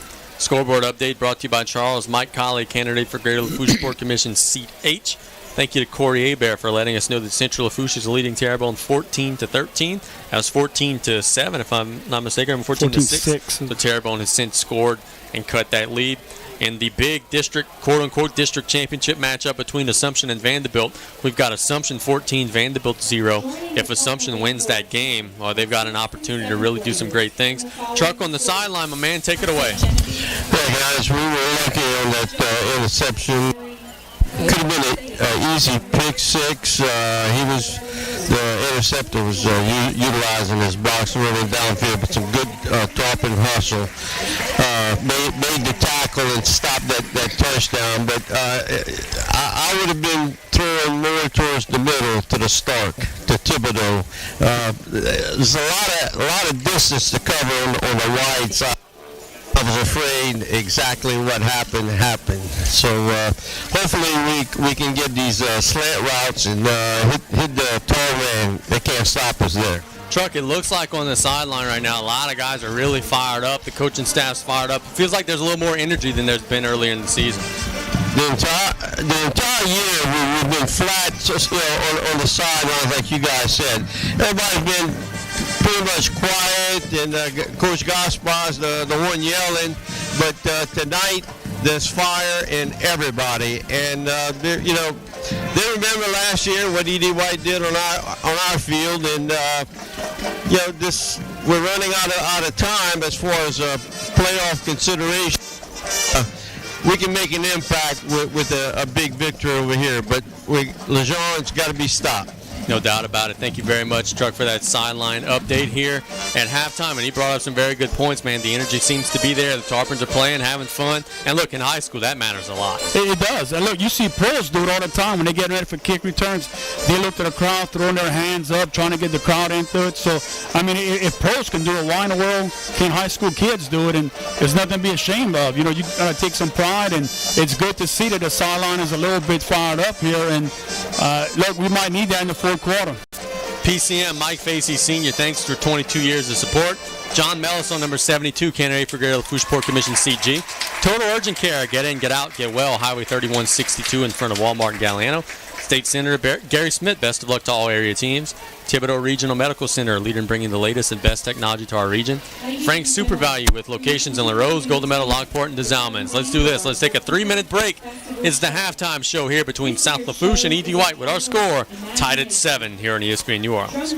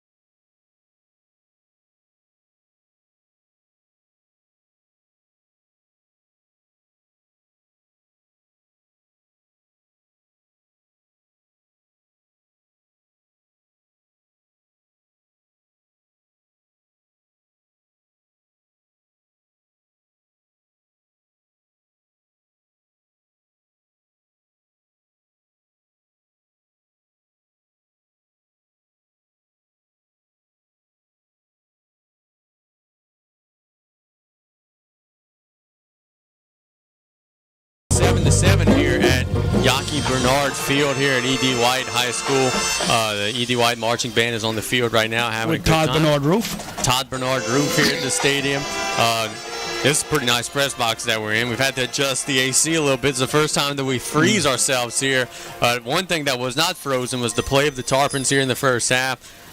Partner looking here towards the second half. Feel like that first drive when E.D. White has the football, South Lafourche has got an opportunity to really carry that momentum forward and really do an excellent job of letting these guys know, hey, this is going to be a 48-minute game. Yeah, look, if you got to come out now and get a stop on the defensive side of the ball and hopefully get the ball and come down and score, you put more and more pressure on the Cardinals in the second half. And when you get toward the end of the game, you know, E.D. White may have thought they could come in here and have a little cakewalk, but the Tarpons are showing up tonight and playing some ball. So we got the Sports Corner tomorrow from 7:30 to 9:30, and we've got a lot to talk about, which college, the home team here just across the street, Nicholls State University, they're off on a bye, but man, last week, I ain't going to lie to you, I thought they were going to beat the brakes off Abilene Christian there, and they really struggled, didn't put together a strong performance. And now one of the things Coach Rebo was saying on Monday during his coach's show, which you can listen to, not this coming Monday because there's no game, but every other Monday on ESPN New Orleans, is they don't have any margin of error left. They've got to pretty much win the rest of them to try to get where they're going to go. And I was surprised by how poorly they played out there in Abilene. On the bubble. Yeah, I think a lot of people were surprised, and you got to regroup here, and you can't let the bye week may have been coming at a good time for them now. I know it's not great to lose before your bye week because you have all that extra time, but maybe get a chance to regroup, and like you said, no room for error, and you got to come back and finish the season strong. No doubt about it. Now, LSU sort of a tale of 2 weeks, man. You struggle against Florida on the road in the swamp, don't play well.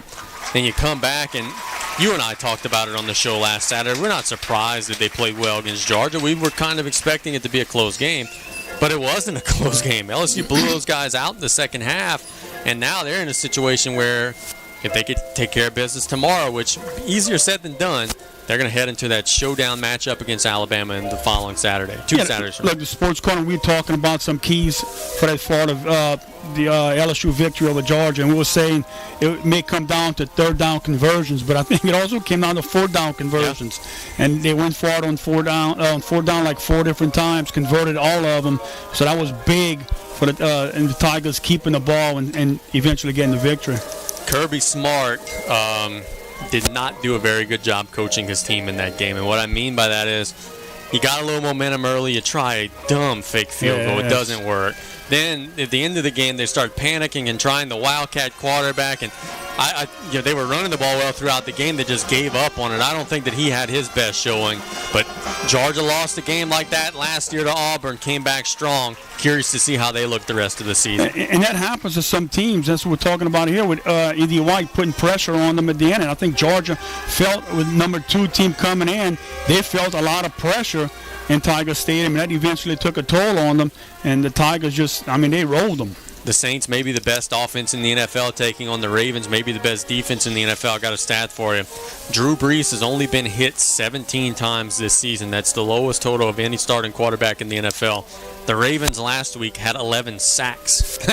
So that'll show, Thunder's meeting lightning here on Sunday. Curious to see if the Ravens could get home on Brees and if the Saints could keep him protected throughout the entire game. I don't think Brees will stay clean. They won't hit him as much because I think Sean Payton's going to have a scheme where he'll get the ball to his running backs quicker in space and maybe allow them to make plays. And on the other side of the field, the Saints are starting to play a little better defensively, but the Ravens are going to be able to test vertically down the field. That's the only thing Joe Flacco does well is he's got a good deep ball.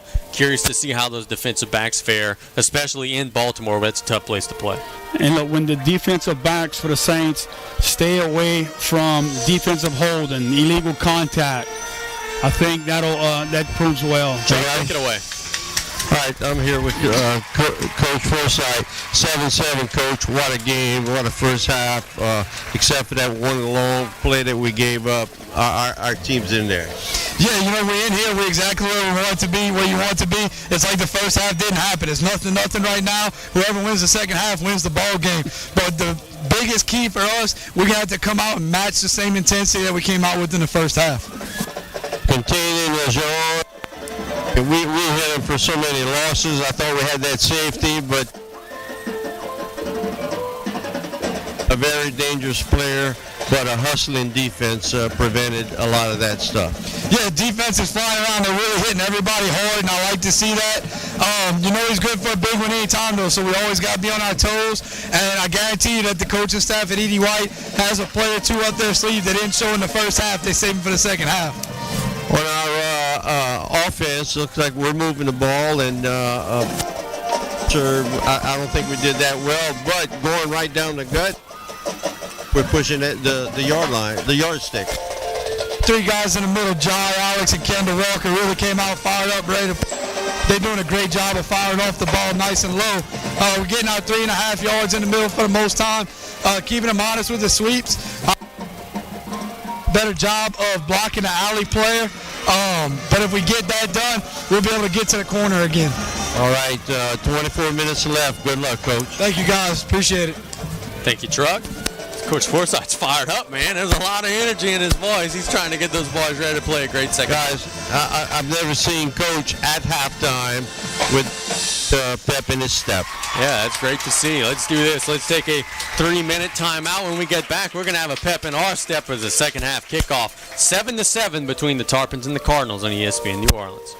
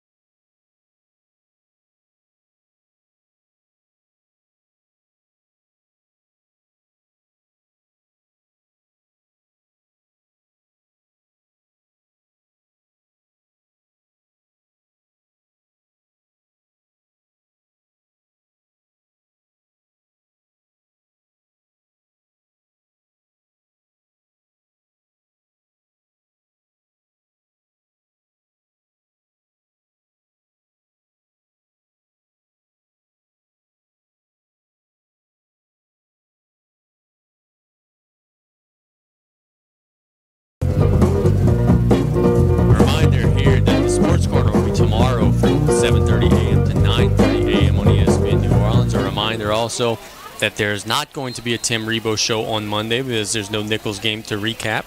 And a reminder that we have Prep Weekly brought to you by De La Salle High School every Wednesday from 6 to 8. De La Salle has a big game against St. James tonight. In fact, while asking Coach Colley for the keys to victory for the second half, I'm going to try to find a score for that game to try to give everybody to listeners. But Coach Colley, if you're Coach Forsythe, we just heard him talking here. What are some things you're trying to do here in the second half to try to steal this road victory? First of all, Coach Forsythe to get his voice back. No, but come out with defense, get a stop, and get the ball. And if you can march down and keep controlling the clock like you're doing, and don't allow the big play on both sides. Got to stop the big play from happening. Yeah. And if the Tarpons can do that, and again, keep Brandon Lejeune off of the field as much as possible. And I think in tackle in space and on offense, keep pounding that ball up the middle and take your shots when you need to. And I think the Tarpons will be fine. Got a ton of scoreboard updates for you coming by Charles. Mike Colley, candidate for Greater Lafourche Port Commission, seat H. Belle Chase 10, South Terrebonne 0 at halftime. Assumption 14, Vanderbilt 0 at halftime. Central 17, Terrebonne 13 at halftime. Here's my De La Salle score. The Cavaliers leading St. James 14-6 at halftime. St. Augustine 20, Thibodeau 0 at halftime. So a lot of teams in the area are having a hard time tonight to get some really tough opponents. Belle Chase is a good football team. Of course, St. Augustine's a good football team. Get power points, man. That's the good thing about playing those games. Yeah, and that's what you play for. I mean, you want to get a district championship, but the bottom end of the day is power points. Lady Tarpon swim team, and well, not Lady Tarpon, Tarpon and Lady Tarpon swim teams are the parish champions this year. Congratulations to Coach Connie and Coach Corey and all the swimmers and everything for making that happen. Let's see what else we wanted to say. Lady Tarpon Volleyball is playing in the Pontchartrain Center this weekend. That's where we hope their season ends again. They played, I think it was Mount Carmel today. They've got, dude, that tournament lineup is unreal. So if you got a little free time tomorrow before the LSU game and you want to go out to the Pontchartrain Center, I promise you'll be impressed with the level of volleyball that'll be played. Taking on Assumption on Tuesday at home, a chance to maybe win a district championship. We're going to keep an eye on our social media at ESPN New Orleans. We may be at that match doing something, some sort of YouTube or something. We'll try to make that roll. But that's going to be a huge match going out, give them a home crowd advantage. Yeah, that gym will be packed and loud come Tuesday afternoon. No doubt about it. As 2 minutes are on the clock, the teams are getting stretched, ready to rock and roll. E.D. White again will be receiving the kickoff to start the second half. Tarpons will be kicking it away. And everybody's going to be playing for 24 more minutes, but their E.D. White's been going this season, maybe even a little more. They've already had a couple of overtime games this season. See, the Cardinals are getting stretched out as well. See, E.D. White the rest of the way. They come out of this game and take on Ellender next week on the road. Then they end their season with that big rivalry matchup against Vanderbilt Catholic.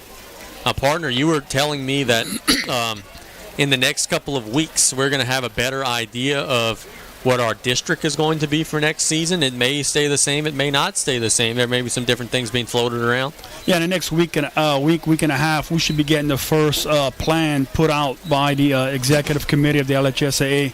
And we'll see from there if we'll stay in the same district or if they might have some teams moving up or moving down. And we'll see. South Lafourche High School will be staying 4A. Our numbers are pretty solid to stay 4A, just surrounding teams, maybe moving. Some of them may elect to play up. Now, basketball-wise, looking at the calendar, it's Friday, October 19th, so you guys are still a couple of weeks away. But, I mean, the sand in the hourglass is kind of fading away. You guys are going to be playing some basketball here pretty soon, huh? Yeah, we're about 10 practices in so far, and we're looking November 1st, we're going to be traveling to East St. John's for a little scrimmage, and the next week is our jamboree, and the following week the season starts. Against H.L. Bourgeois? No, we're going, a week after. We have the first week off, allow us to get some football players back if that happens, and we start off at the Thibodeau tournament. We're going to open up actually playing Thibodeau High in the Thibodeau tournament. They couldn't have given you a more friendly invitation to start the season. Thibodeau's going to be really, really good this fall, or this spring, as they always are. Anyway, the Tarpons have just taken the field. E.D. White's going to join them here in just a minute, and then we'll be playing ball. Didn't expect you to laugh at our schedule here. No, I'm just saying, I mean, you got to face right out of the gate, one of the better teams in 5A to start the year. I could see the hair turning gray on your head as we conduct this broadcast. And here come the Cardinals. Yep. Oh, definitely a tough matchup to start with. No doubt. And who else we got in that tournament? Oh, I believe Morgan City's in there. Ellender. Trying to look at the bracket the other day. I'm not. New Iberia, Central Lafourche. Good grief. So yeah, it's some loaded lineup. Yes. We playing ball here in just a minute between the Tarpons and the Cardinals. 24 minutes to go in Week 8. 7-7 our halftime score. Tarpons will be kicking it from right to left on your radio dial. What you think here, onside kick? Do a little Sean Payton. I wouldn't. I think their defense is playing very well. But when the answer is to maybe kick it to Lejean down the field, it looks a little bit more appealing. We'll see. It's cold in here again. Partner is a diva, an air-conditioned diva. We have been tinkering with this throughout our broadcast here. The one good thing about this new press box, well, not the one good thing, there's a lot of good things about this new press box, is that there's no room for Todd in this room, so we've got him upstairs. We're just kidding, Todd. Well, we don't hear a bang in the roof, so he must be sleeping. Tarpons will be kicking it away. Claymore and Lejean are back deep. Torres on an onside kick. It pops up. Hey! Coach Brian Colley, you wizard.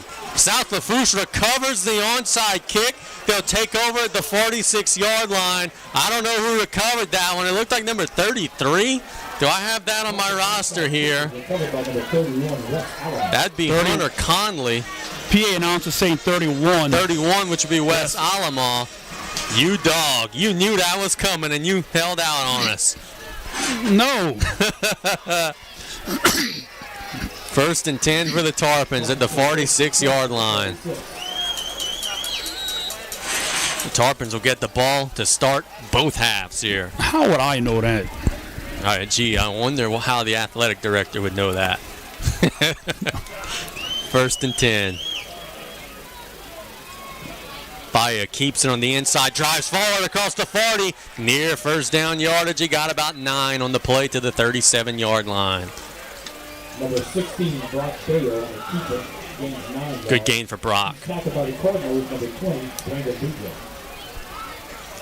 Figure if you got a 10-yard touchdown run, a 60-plus yard run that wasn't a score, and then 9 yards there, you got to be knocking on the door of a 100-yard game if he's not already there.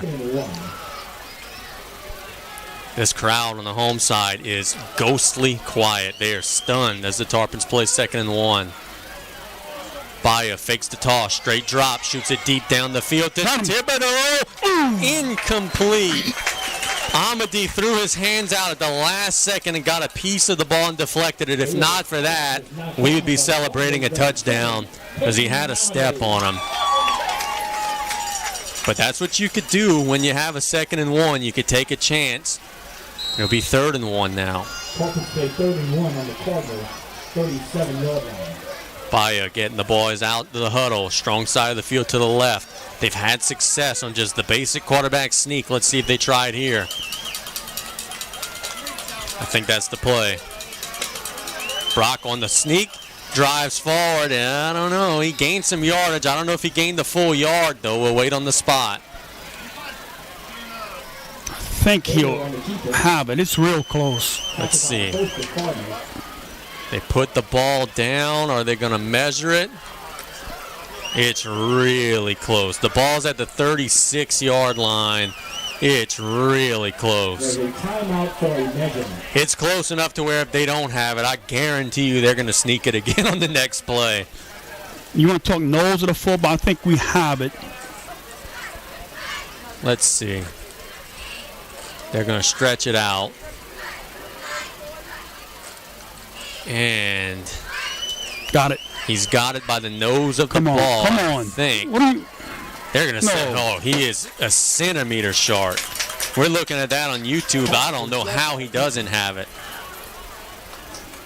There's some situations where they put the index card between the football and the sticks. That's where we are now. That is the closest distance you could possibly have without having a first down. So be fourth and literally an inch.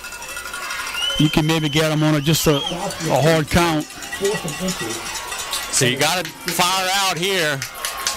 We've gained yardage on every quarterback sneak. If they do snap the ball, I promise that's going to be the play.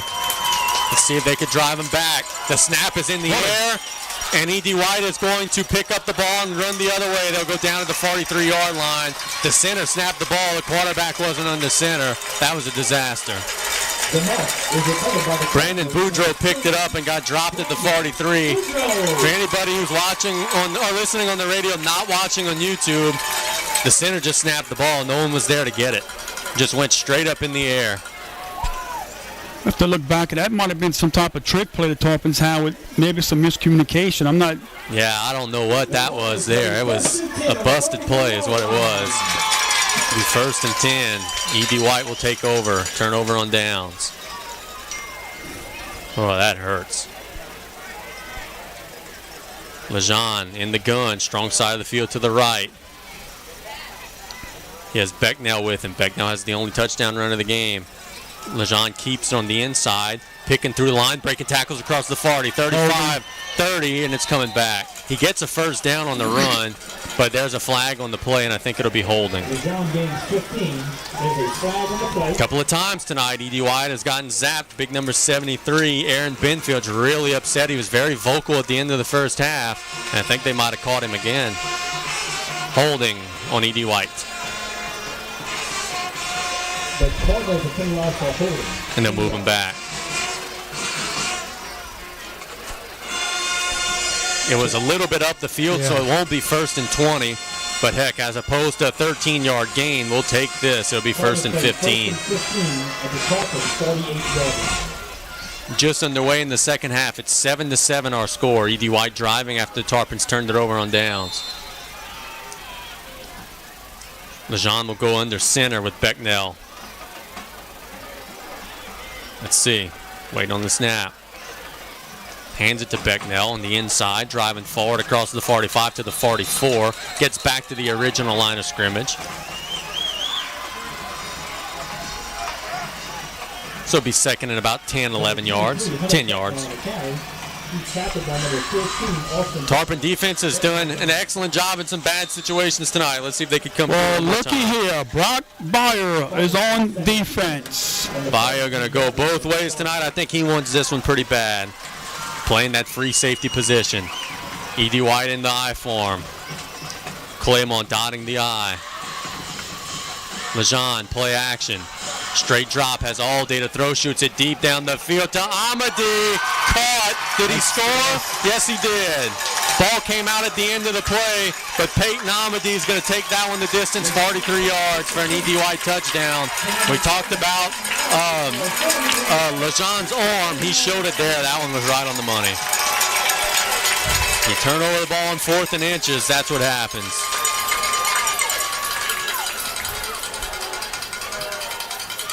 Swinging gate here. See if they close it up, and we'll also keep an eye on the snap, because on the field goal they snapped it over the head of the holder. Davis Miller is the holder. The kicker's number 13, Miles Loker. Waiting on the snap. It's low this time, but it gets to him, and the kick is up, and it is good. So 9:44 to go in the half. It's 14-7. E.D. White will be back in a minute on ESPN New Orleans.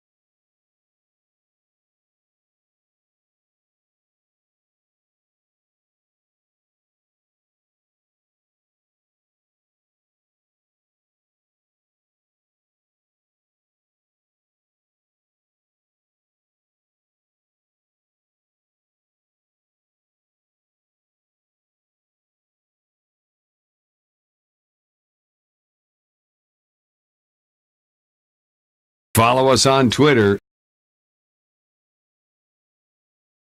It's 14-7 E.D. White after the long touchdown pass from Lejean to Amity. The Tarpons are going to have to take it back here. 9:44 to go in the third quarter. E.D. White will be kicking it to South Lafourche. Yeah, last play that Brock was in at safety, and I think he came up. He bit on the run, and we just got beat over the middle. Yeah, Hernandez was there on the coverage, but Lejean put the ball right on the numbers of Amity. Now Loker, who's kicked it out of bounds once this game. Let's see if he does that again or if he works the middle of the field this time. Instead, this one's a high kick that'll be short of the end zone. George will catch it at the 7-yard line. Working up the field across the 20. Breaking tackles across the 25, 30, 35. He's hustled out of bounds, I think, by the kicker at the 37-yard line, and that was Locker who stopped him. Good return. Yep, good field position for the Tarpons. Nice return by Cameron. And if not for the kicker, Loker there, Georges would still be running. Now, right here, you see the Tarpons are walking around a little bit. You cannot lose your confidence what you've been doing so far. You're only down 7 points. You run through the tape here. Of course, they'll mark him at the 36. All night long, they've been marking him a yard. Well, if they can mark him at the 36, that should be a late hit out of bounds. Yeah, one way or the other. Be 1st and 10, strong side of the field to the right. Baya in the flex, Vesto behind him. Hands it to Jelby Sheremy on a jet sweep, trying to get the corner across the 35, breaking tackles near the 40, and he'll go down, I think, at about the 40 and a half. I'm sure they'll mark him at the 38, though. Nice blocking by Eric Thibodeau out on the edge for the Tarpons. And they are going to put it at the 40-yard line, so gain of about 4 on the play. Tarpons play 2nd and 6 on the 40-yard line. 2nd and 6. Now you see a lot of cameras right here filming them, thinking something's getting ready to happen, but it must be a little cheerleader kitty camp behind where tons of little cheerleaders on the track. E.D. White band at halftime was phenomenal today. They did an outstanding job. 2nd and 6 for the Tarpons. Bayo on the inside gift to Vesto across the 40 to about the 43, 44-yard line or so. So a nice gain on the play. And Vesto's not far from breaking that run right here. They're going with the motion. They're sending somebody up edge play here, and if we can pop one up in the middle, it could be a big play for the Tarpons. 3rd and 3, 9:05 and counting in the third quarter. The Cardinals have just taken their first lead of the game. Tarpons trying to answer. Big play. You don't want to go 3 and out here. Baya in a closed-in formation. Waiting on the snap. Fakes, rolls right, being pressured. Shoots it down the field to Jelby Sheremy, wide open across midfield to the 40-yard line, and he's hustled out of bounds. Brock had a little time to throw. Jelby came on a crossing pattern. He was wide open. Good throw, good catch. He's out at the 39-yard line. Golden Motors first down. Nice play by Brock, giving himself some time to get out there. Nice route by Jelby. And look, the hardest still for a quarterback to make is on the run. Brock threw that one on the numbers on the run. That was a pretty ball. 1st and 10. Baya keeps it, works on the inside, driving forward for a yard or two. Went from the 39 to the 37 there. 8:27 and counting in the third quarter. E.D. White up by 7. Tarpons on the move. I want to give a shout out to my dad, Daniel Colley. Happy birthday, Dad. 75. Happy birthday, Mr. Daniel. I want to give a shout out to my godson, Jackson Gisclair, 7 years old today. Happy birthday, Jackson. Happy birthday, Mr. Daniel. Must be something about October 19th. 2nd and 9. Baya, man in motion, Sheremy, play action, shoots it to the middle of the field, and he overshot Cameron Georges. It falls incomplete. It was intended for Cameron. Number 15 for E.D. White, Quinn Strandler was on the coverage. That's that same little play that Tarpon scored on a couple of times, or had big plays with him. Brock overthrew him right here. If he gets a good pass right there, that's 6 points. Yep. Strandler slipped down on the turf. 3rd and 9, you think they got 2 plays here, barring a huge loss on this one. Brock getting his call from the sideline. They've got to hurry. 15 on the play clock. He's not even in the huddle yet. They break the huddle at about 10. They've got to hurry here. They're at the line of scrimmage at 5. They've got to hurry here. 3, 2, 1. They do get it off. Brock straight drop. Has time. Shoots it to George. Is caught. 20, 15, 10. There's a late flag on the play. Did they maybe roughing? Because it came in after the pass was thrown. A late flag, personal foul, roughing the passer. Golden Motors first down. And the Tarpons will be at the 5-yard line. Georgia's got to the 10. After the penalty, will be half the distance to the 5. I knew when I saw the time that the flag got thrown. The clock has been running this entire time, by the way. 7:30, 7:28, 7:29. Still running, by the way. 7:22. Oh, boy. This is remarkable. Dead ball, roughing the passer. Clock still running. 7:11, 7:10, 7:07. That's insane. A minute has gone off. South Lafourche plays first and goal on the 5-yard line. They still haven't caught it. 6:53. They finally stop it at 6:54 after a minute has gone off the clock. First and goal from the 5. That's ridiculous.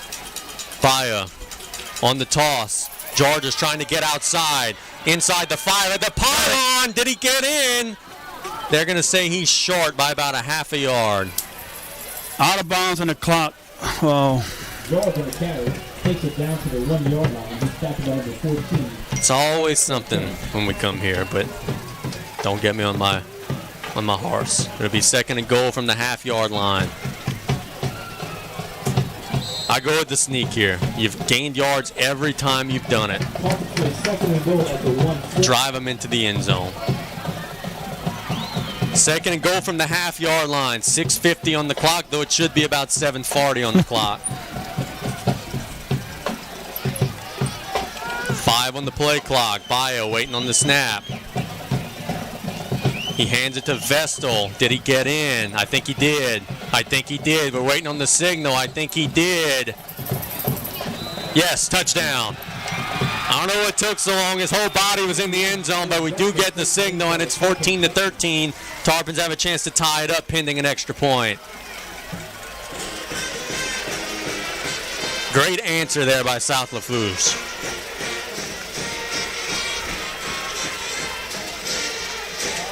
Baya will be holding for Jesse Torres. The gate closes up. Waiting on the snap. Snap is down. The kick is up. And he missed it. Yep. He missed it wide left. He missed it. So that 1 point may end up costing us. It's 14-13, but we'll be back in a minute on ESPN New Orleans.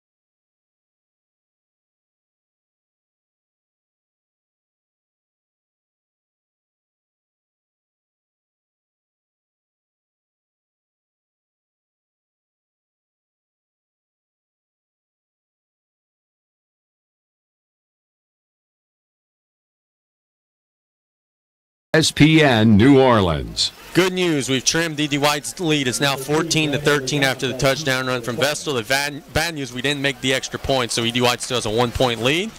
Andre Adams is listening at home, and we got a lurch alert. Uh-oh. Torres waiting to kick it away. They're up in the onside kick stance here. They pop it up down the field, and it'll go out of bounds, I think. Lejean trying to pick it up, and he'll fall on it. Torres put a little English on that one, and it never did go out of bounds. Lejean had to scoop it up at the 17-yard line, and he went down. That is the exact same thing that happened last week. But he scored. In the South Carolina game. He waited, and picked the ball up right before it went out of bounds. Yeah. Not this time. Tarpons were Johnny on the spot there, and they pin him back. Game of inches. Instead of starting at the 35, they start at the 17. Let's see if that Tarpon defense can come through.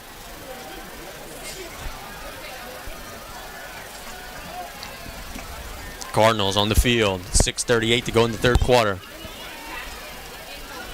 What a game. This has been a well-played game both ways throughout the ball game. Becknell behind Lejean. Lejean hands it to Becknell on the inside, getting to about the 20-yard line, gain of about 3. Not much. Dylan Emard on the stop, among a couple of Tarpons on the stop. Dylan Emard and Shane Billiard came and finished the playoff for him. Number 6, Shane Billiard, and number 39, Dylan Emard. Tell you what, I remember when you coached the freshman team, and I remember Dylan with that freshman team. And if you would have told me then that he would be a standout senior defensive lineman, I probably wouldn't have believed it. But that shows how much that young man has grown. Hard work. Yep. Shows how much hard work he put in. 2nd and 7 for Lejean and the boys. He keeps it up the middle across the 20, trying to get to the 25, but he stops short of that at about the 24. So, heck, they're putting him at the 25. They've given him a yard all game. Why stop now? It'll be 3rd and 2. Came in the quarterback draw, and great job by Austin Daniels. Came and just grabbed Lejean's foot, slowed him down enough. The white hat official says, you know what, your spots are wrong. He's putting him a yard behind. Yeah, he's going to call him in and say, you know what, we got to get this cleaned up. They both had him at the 25. The white hat says, hey, no, he was at the 23. And we're here in the press box saying amen, because they've been doing this all night long. Should be 3rd down. Now they'll mark the ball forward. I don't know why they put it to 23 to begin with then. Should be 3rd and 2. Tarpon coaching staff's very disappointed at something. I'm not sure what. Big play. Lejean in the gun. Keeps it. Working the inside. You could spot it wherever you want to spot it this time. He's going down for a loss, baby. Nothing on the play. Great job by the interior of the Tarpon defensive line. And the punt team's already on the field. Make sure you stay onside. And watch for a fake here. I don't think they would try it deep in their own territory with the lead, but they only need 2 yards. Georges is back deep. Waiting on the snap. It's a good snap. Shane Bell blocked it. Tarpons are going to pick it up. And the fall on at the 13-yard line. Number 28, or number 29, that is, Zach Pete fell on it. Shane Billiard blocked it. And the Tarpons are going to play 1st and 10 at the 13-yard line.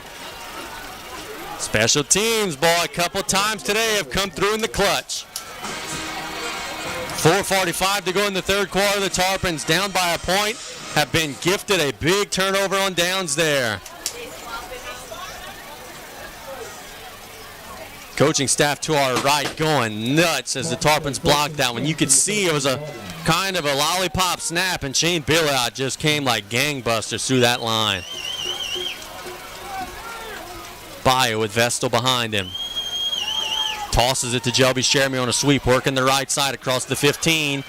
Breaking a tackle near the 10-yard line. I think he stepped out of bounds closer to the 12-yard line.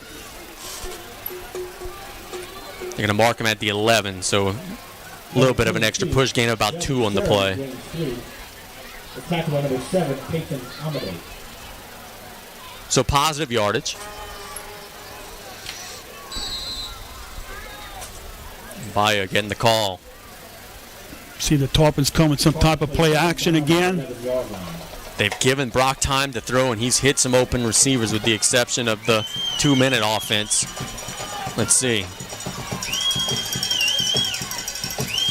Brock hands it to Vestal. No, keeps it on the outside. Inside the 10, inside the 5. Dives for the pylon. Touchdown! He got into the end zone. It's 19-14 Tarpons on an 11-yard touchdown run from Brock Baya.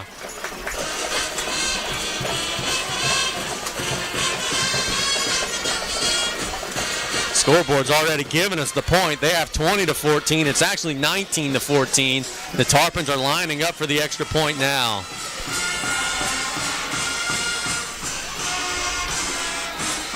Swinging gate is open.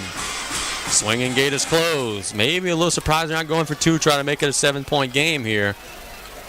But they are trying to kick. Snap is high. Brock gets it down. The kick is up, and it's no good. So with 4:32 to go, it's 19-14. That one, can't blame Torres on that one. The exchange was really poor. But we'll be back in a minute. The Tarpons have just taken the lead here on ESPN New Orleans.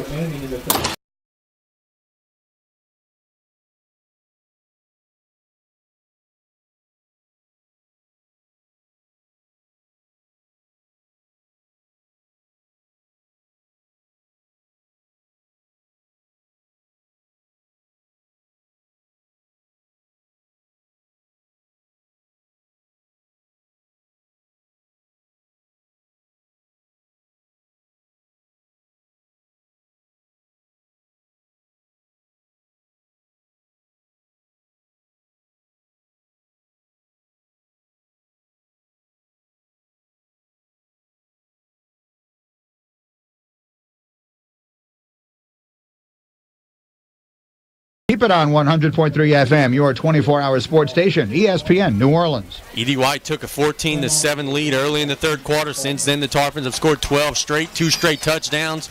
They lead 19-14 with 4:32 to go in the third quarter. Torres will be kicking it away here. They've got Claymore and Lejean back deep.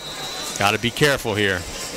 Torres, little pop-up kick to Claymore at about the 12-yard line. He works up the field. Austin Danos hits him near the 20, and they'll drive him down at the 25-yard line. Good kick coverage there by South Lafourche. We have a scoreboard update brought to you by Charles Mike Colley, candidate for Greater Lafourche Port Commission Seat H. The Terrebonne Tigers have taken a 19-17 lead over Central Lafourche. I think Coach Hill may have had a little something to say to his team at halftime. No, look, we don't mean to disrespect Central Lafourche. They're a good football team, but Terrebonne's an awfully good football team as well. 1st and 10 for E.D. White at the 26-yard line. Playing from behind again. In an I form. Claymore dotting the I. Strong side of the field to the left. Lejean hands it to Claymore on a stretch. He breaks forward for a yard or so, maybe about 2 yards on the play. Shane belly out on the stop. 4:14 and counting in the third quarter. Tarpon offense is starting to find a little rhythm, boy. They've hit some outside runs, some inside runs. Now see that defense can get them the ball back one more time here. No, when you start with your passing game, that opens up a lot of things for you. 3 receiver set in the gun. It's a pistol set. Lejean hands it to Claymore. Breaking forward across the 30, but not much across the 30 to about the 32. So it'll be 3rd down and 4. Oh, they gave him a little lanyap again. He's out to the 33 that time. So it'll be 3rd and about, 3 or so. See, I haven't seen E.D. White change snap counts. I haven't noticed. It might be a good spot here. Right here, yes. Offsides is a 1st down. Keep an eye on that. Lejean lining up under center. He has Becknell behind him. Man in motion. Play action. Lejean looks down the field. He's being pressured on the right side of the field. Throws it to the sideline, and he throws it away. Incomplete. And there's a flag on the play. I think the entire offensive line was down the field, so I think that's what this is going to be. The flag's at the 35-yard line. It looked like a screen almost how they let him in, and the whole line was down the field. Lejean had Amadi open early and missed him. Illegal man down the field. So the Tarpons are going to decline that and force 4th down. And get the football back, barring a fake punt or an offsides penalty. After 3, Assumption 14, Vanderbilt 7. Good ball game there. Good ball game here. Tarpons lead 19-14. About to get the ball back after this punt, we presume. Last time they punted, South Lafourche blocked it. Let's see if they could come get a little pressure again. You don't want to be overzealous, though, because if you hit the punter, it's a first down, whether it's 5 or 15. The snap is down. The punt is high in the air. Cameron calls for a fair catch, and he makes it at the 34-yard line. Very dangerous. But he corralled it, and the Tarpons will play 1st and 10. 2:53 to go in the third quarter. Tarpons lead by 5 and now have possession of the ball. Who before the game would have expected that score? Not a lot of folks. I'm sure Coach Forsythe would have taken that, though, and ran with it. Baya getting into the huddle. What about a 6-7 yard drive for a touchdown right here? A lot of work to do before that happens, though. Thibodeau flanked right, plays on his flank left. Baya with Vestal behind him. Man in motion. Baya hands it off to Vestal. Gets about a yard on the inside to the 35-yard line. The man in motion was Georges. Vestal on the carry. He gained the 1. Tackle by number. It's a good play for the Tarpons. I mean, you got to. Sometimes you're going to take those 1 or 2 yard gains. And sure. Outside of the 4th and inches run, that poor snap, whatever it was, there hadn't been a ton of negative plays. They've at least gotten to the line of scrimmage on most of the negative plays. 2nd and 9 for the Tarps. Baya. Jeremy in motion. Keeps it on the outside across the 35 near the 40-yard line. That'll be a gain of about 4 yards. Yeah, after our first series, we had a big gain on first down and 2 negative plays. And after that, we settled down on offense and not very many negative plays for the Tarpons. Be 3rd and 4 for South Lafourche here, inside of 2 minutes in the third quarter.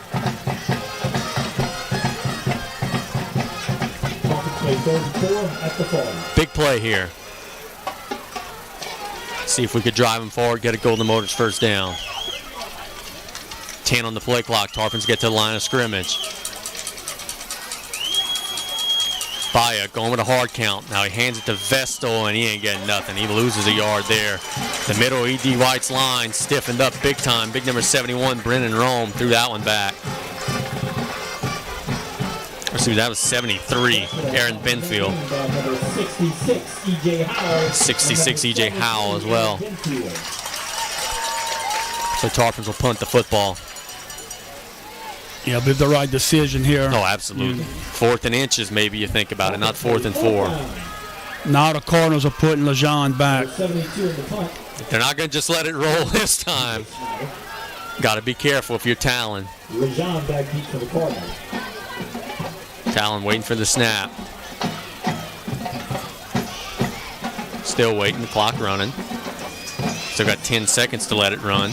But instead the snap gets there. It's a good one. The kick is high in the air towards the sideline. Not a lot of distance on it. And it'll go out of bounds at the 36-yard line. So the Tarpons are obviously giving up field position to not kick it to LeJean, which we could understand that. He's taken several kicks to the house this season.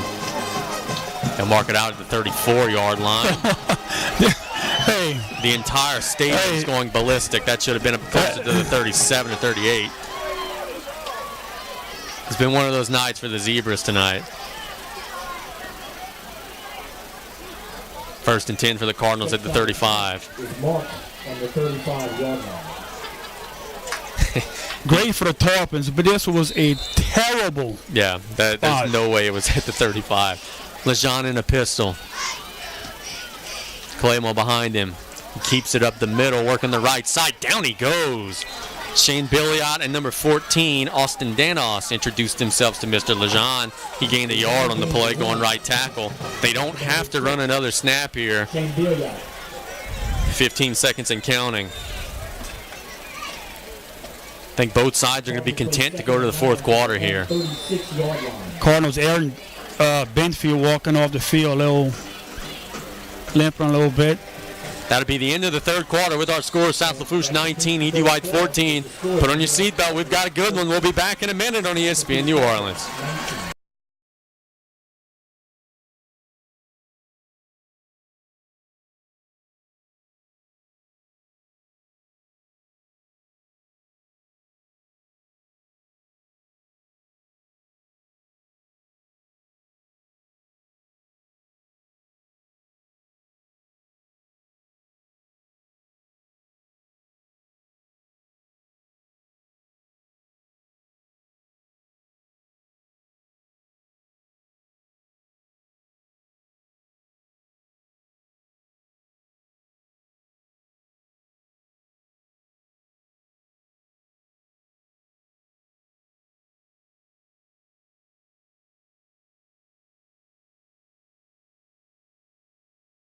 New Orleans.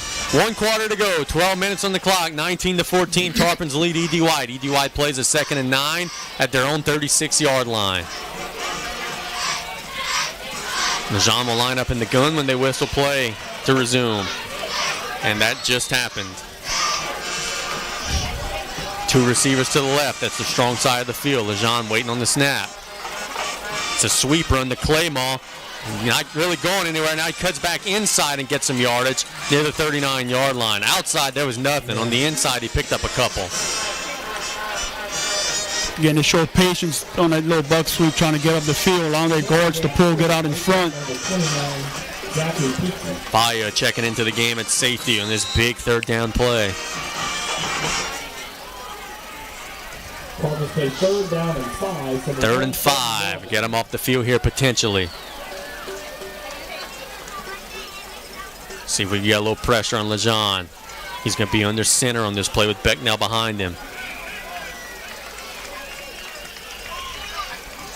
Hands it to Claymore on a sweep. Now he hands it to Becknell. He's got a first down, 45, 50. Still on his feet. He goes out of bounds at the 49. That will be a first down. There's a little reverse play. Handed it to Claymore, who then handed it to number 20, Boudreaux. I apologize. It's a little reverse set up there. They caught a little crisscross action and really not bad defense, but a Tarpon, just a missed tackle allowed them to pick up their first down. So they get 9 yards and a first down at the 49-yard line. 11:08 and counting in regulation. Lejean will be in the gun on this play. No receivers on the field. Gets the snap. Takes a step up the field. Picking through the line. Maybe got a yard or 2 across the 50. Not much. That Tarpon defense is playing lights out. They're winning at the point of attack for sure. He gained about 1.5 yards there to be 2nd and a long 8. Elijah Barnett, we're going to give credit to him. Nathaniel Long. That last play, Terry Lee Griffin was in there too. He's just taking a breather on this play. Yeah, Dylan Emore. I mean, those guys are playing some ball. 4 receivers set out of the gun for Lejean this time. He's waiting on the snap. Keeps it. Picking through the inside of the line. Not much. Across the 47 or so to about the 46. He didn't get much. Gain of about 2 or 3. There's a little extracurricular going on at the end of that play. Boy, you don't want to give them a first down here. Got to be the bigger man, live to fight another play. Yeah, Elijah Barnett controlling that center, playing his gap, and Lejean's looking for holes to run through, but there's not much. Inside of 10 minutes, a huge 3rd and 5 here in the ball game. They've got to get to the 41. They're at the 46. Strong side of the field to the right. Lejean will be in the gun. No back with him. We expect a little motion here, though. Yep, there's Claymore in motion. Gets the snap. Straight drop. Has time to throw. Shoots it down the sideline. Caught. That'll be a first down near the 35-yard line to Aaron Arsama. So they needed 5, got 10. That's a first down for E.D. White. Yeah, just a little bit too much cushion by Hernandez on the cornerback. Tarpons got a little pressure on him at the end of the play. Elijah Barnett. But it didn't affect his ability to throw the football. Give credit to Lejean, stayed in there and took the hit. 9:19 and counting. That was a big play here because now it gives the Cardinals pretty much 4-down territory. That's exactly right. You got 4 plays to get 10 yards now. Lejean with Becknell on the side of him in the gun. Lejean hands it on a sweep on the left side of the field, trying to turn the corner. They do. 30, 25, 20, 15. He's hustled out of bounds near the 10-yard line. That's Devin DeSandro. A big gain there for E.D. White. Looking on the field, I don't see any flags, so that one's going to stand.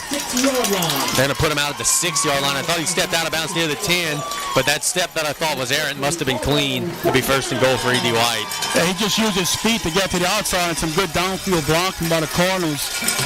Trying to get his number and see the 22 or 23. They didn't score yet. First and goal at the 6. First and goal on the 6-yard line. 23, I guess. Becknell, yeah. They're in the pistol. Claymore's behind Lejean. Lejean keeps it on the outside. He's going to walk in. That's an easy one there.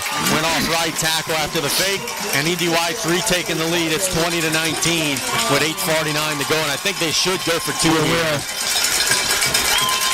Try to make this a three-score game. Or a three-point game. I'm like, wait, I'm not sleeping. Three-point game. Make it to where a field goal can only tie you. Oh, you keep talking like that, they're going to take your award back. That's long been taken back. Big play for Tarpons here. Heck yeah, big play. See if that defense gets stiffen up. The ball's at the 3-yard line.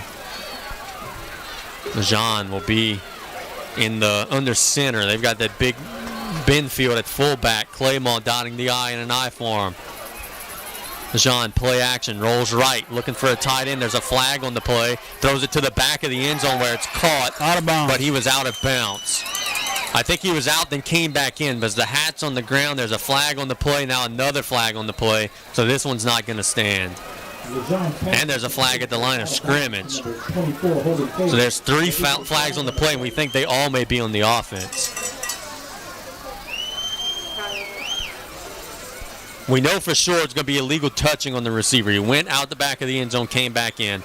We suspect the flag at the 11-yard line is a hold. Yeah, right. I have no idea what this flag near the end zone is, though. Could be illegal formation. Oh, no, not on the line. They're talking about it. Boy, I sure hope that one of those is not on us, because then it would be offsetting penalties. Let's see. It may be because the They're coming defense off is the field. They're coming off the field, so I'm confused. Everybody's confused. We've got illegal touching, okay? We knew that. That's declined. We've got illegal formation. Okay, that's going to be declined. And we've got holding, which the Tarpons look like they're going to accept. Unsportsmanlike. Oh, and sportsmanlike conduct, which the Tarpons are going to accept the yardage and make them try a long extra point here. Illegal man downfield. Then illegal formation. Tell you something. Then unsportsmanlike. If I'm E.D. White, the 1 point does me no good. I would just throw it into the end zone. I wouldn't even try this. The Tarpons are playing safe because they think that's what's going to happen too. I think they're going to call a timeout here because there's no reason for this extra point team to be on the field.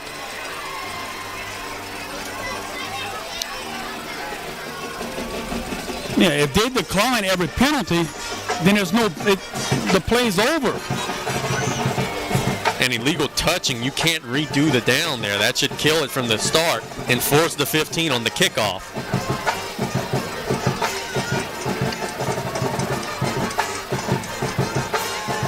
Illegal formation, illegal touching, and unsportsmanlike conduct. I don't know why we wouldn't take the 15 on the kickoff. Well, I know why, but it's probably not being offered to them. But instead, we'll have a 35-yard extra point here from Loker.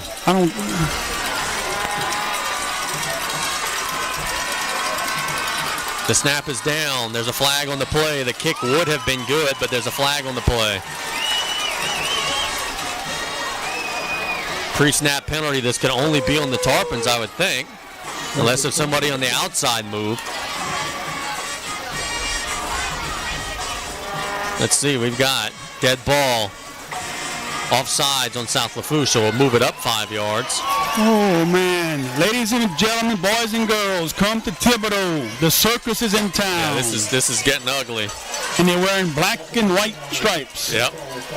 I don't want to be critical, but this is just... Yeah, they've lost control. So it's now a 30-yard extra point.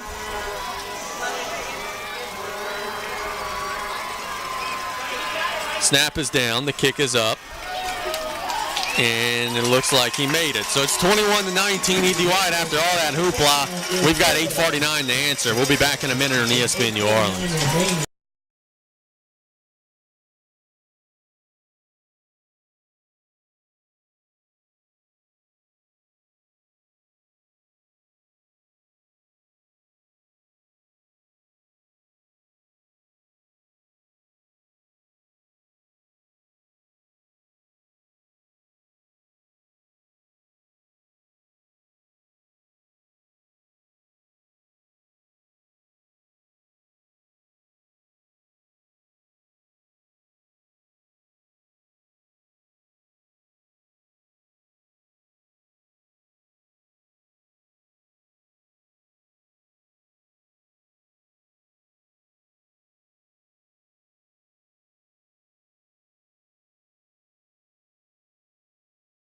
.com. I don't know. We're very confused here as to what happened with the penalty situation. We know what the calls were. We just don't know why the Tarpons weren't able to decline all of them, unless if maybe they're saying that the completion was good in the back of the end zone, and if you decline it, they get the points. Then if that's the case, yeah, I guess the circus is this clown right here speaking right now. It's 21-19, E.D. White in front with 8:49 to go in the game. When we're wrong, we're wrong, right? But we don't know. I thought illegal touching negated the completion automatically, but I don't know. Loker will be kicking it down the field to the Tarpons. Puts a boot on that one, and that one's over everybody into the end zone. I don't know why he wouldn't just do that every time. They've been trying some pop-up kicks, and the Tarpons have been getting some nice returns. This time he says, you know what, to heck with it. He kicked it onto the track. So we've got to go 80 yards to score a touchdown, probably about 60 yards to try a field goal. You figure here with 8:49 left, what you think, maybe 2 possessions left? Maybe 3. If you could script it out, you would probably want this to be it. But, 2 possessions realistically. Yeah, what I'm getting at, no need to panic. Yeah, absolutely not. Oh, no, absolutely not. You can run anything you want to run here. In the flex, 1st and 10. It's a jet sweep to Georges. Cutting inside, he loses yardage there. Back to the 17-yard line. We've had success with that earlier, but that time Carson Adams busted it up. What y'all think? It's about 50 degrees in here? Every once in a while, I get a whiff of some hot air blowing out of that thing. And then when you lean forward, it's 80 degrees out outside. of the window, yeah. We're all going to have pneumonia on Monday. I didn't think he lost that many yards. 2nd and 14 for the Tarpons here. 8:16 and counting. I think they're going to have to take a shot down the field here. Baya keeps it and gets crushed. Nothing. No gain. No gain by number 66, E.J. Howell. Inside of 8 minutes on the clock. Okay, we've had some big 3rd down conversions. We're going to need a couple more right here. First things first, you figure it's going to be a pass. They've got to give them protection up front. Receivers got to get down the field. Let's see if we could find somebody here. If it's incomplete or a negative play, you're no doubt about it. You're punting it and leading on your defense. Thibodeau on a slant. Let's see. He's got some cushion. Strong side of the field to the right. Straight drop. Baya shoots it to the sideline at the feet of Thibodeau. Incomplete. It was open, but Brock was hit as he threw. He didn't get any mustard on it. Aaron Benfield met him. Well, let me tell you something. That Aaron Benfield is one hell of a football player. We've called his name out a dozen times tonight on both sides of the ball. And it's tough on the Tarpons here when the defense knows you have to pass right here, and they just came with a lot of pressure. And I think Thibodeau's route was just a little bit too deep because Brock didn't have as much time as he hoped to have. Lejean and Claymore both on the field to receive this punt from Talon Schicksnyder. High snap, he corrals it. He has time to get it away. It's a high kick. We need a roll. It'll bounce at the 40-yard line, take a Tarpon roll, and then an E.D. White roll, and it'll be killed at the 44-yard line. Nice job by Jai Orgeron hustling downfield. So a short field for the Cardinals. If they score and get the extra point, they're up 2 scores here. So the Tarpon defense has to batten the hatches here.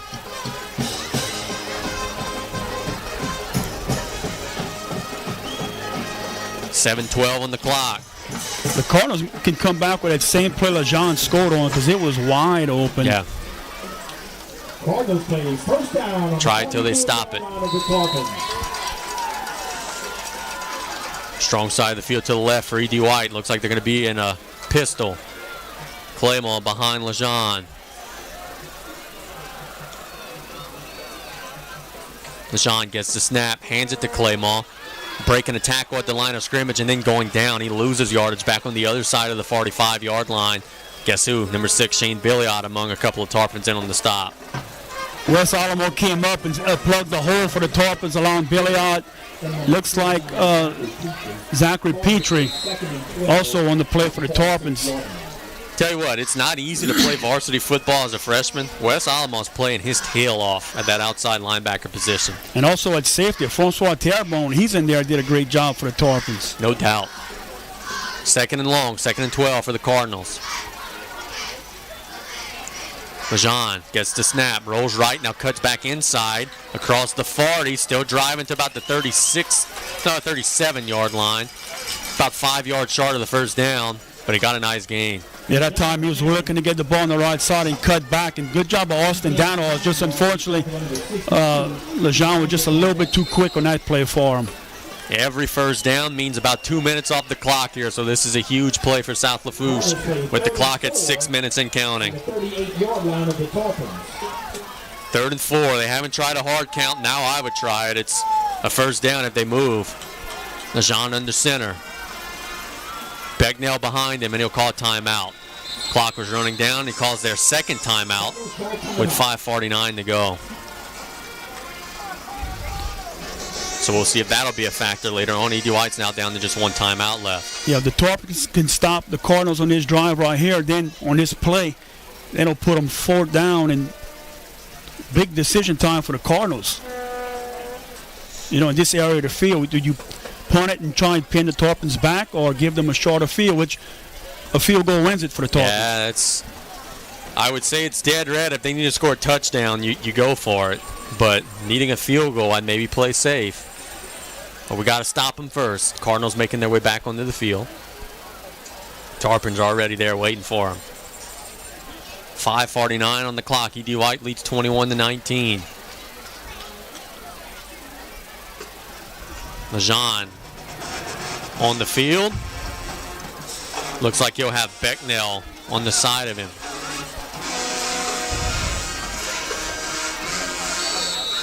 Under center, Becknell at fullback, Claymore at the dotting the I on the I form. They hand it to Claymore on a stretch. He's going nowhere. Nowhere. He loses yardage back to the other side of the ball came loose. The ball may have came out. The Tarpons said they got it, but the officials already saying that he was down. And E.D. White will punt it away. Loper in the punt for the Cardinals. 5:32 and counting. They don't have to punt this ball for a while because they haven't even set the clock yet. I don't know what they're waiting on. I mean, been playing with this for 20 seconds now. Changing balls out. 5:20 and counting. The clock is stopped for some reason. I have no idea why. This is a circus. It's a high snap. Tarpons come on the rush. Hit the kicker. There's a flag on the play. 5 or 15 is the call here. If it's 15, it's a first down. If it's 5, it's 4th and 1, and they'll go for it. I don't know why the clock was stopped. It's 5. It'll be 4th and 1. E.D. White's going to probably go for it now.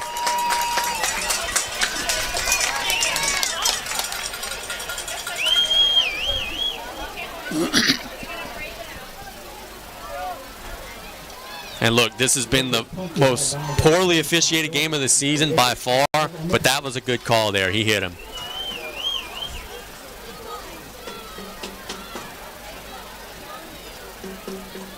Now they may decline that and just pin the Tarpons back, because if you're going to... Can they add 5 yards to the end of the violation?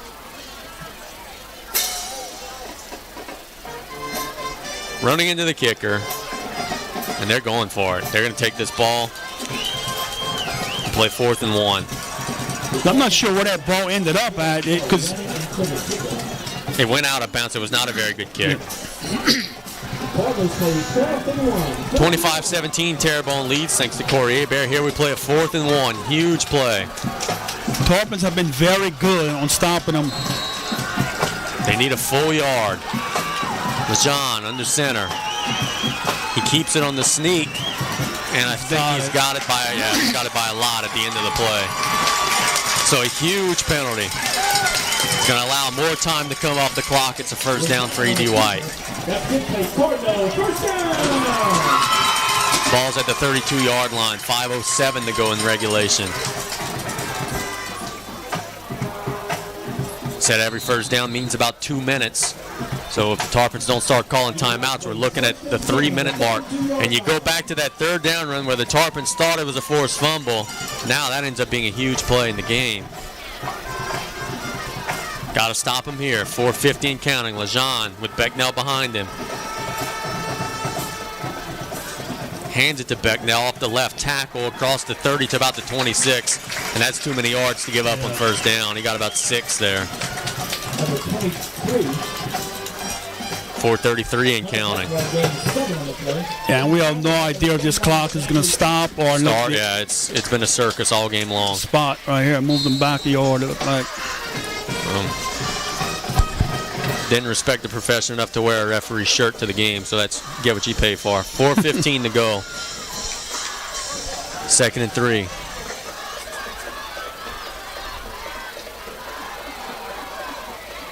Lejean with Becknell behind him. Hands it to Becknell. There's a flag on the play.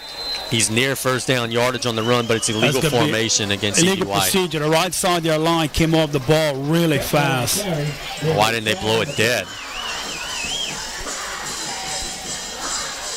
Oh, because they wanted clock to run on the play. That's why. So it'd be 2nd and 8.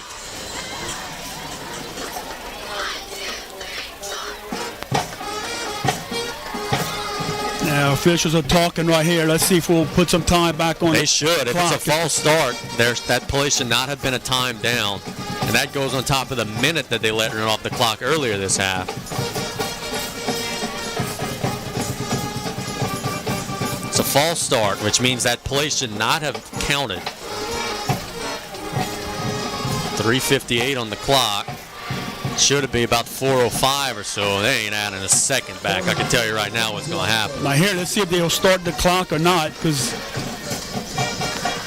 2nd down and 8. Nope. They will not.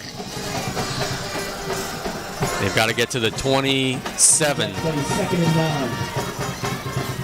Lejean looking back, expected to see the clock running. It was not.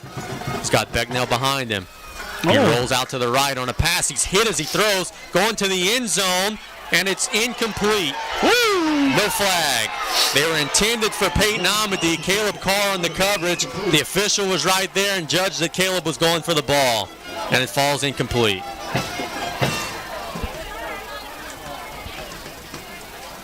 We'll take it. 3rd and 8. Dodged a grenade runner. Yes.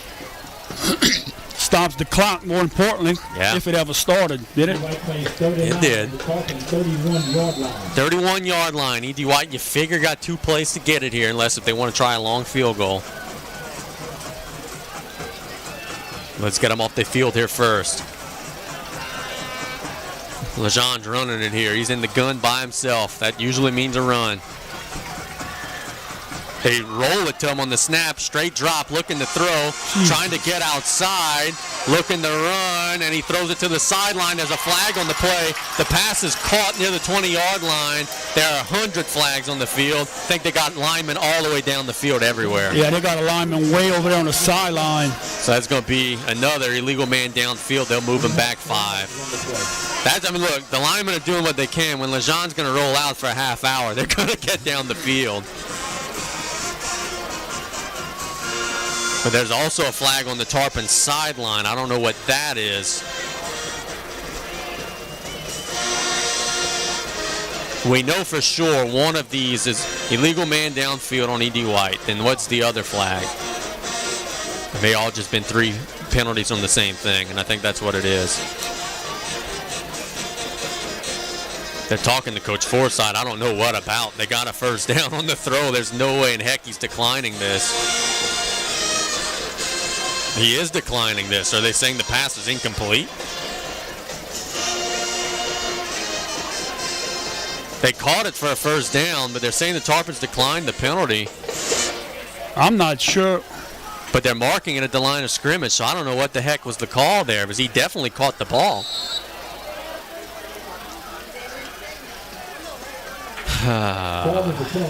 Circus music.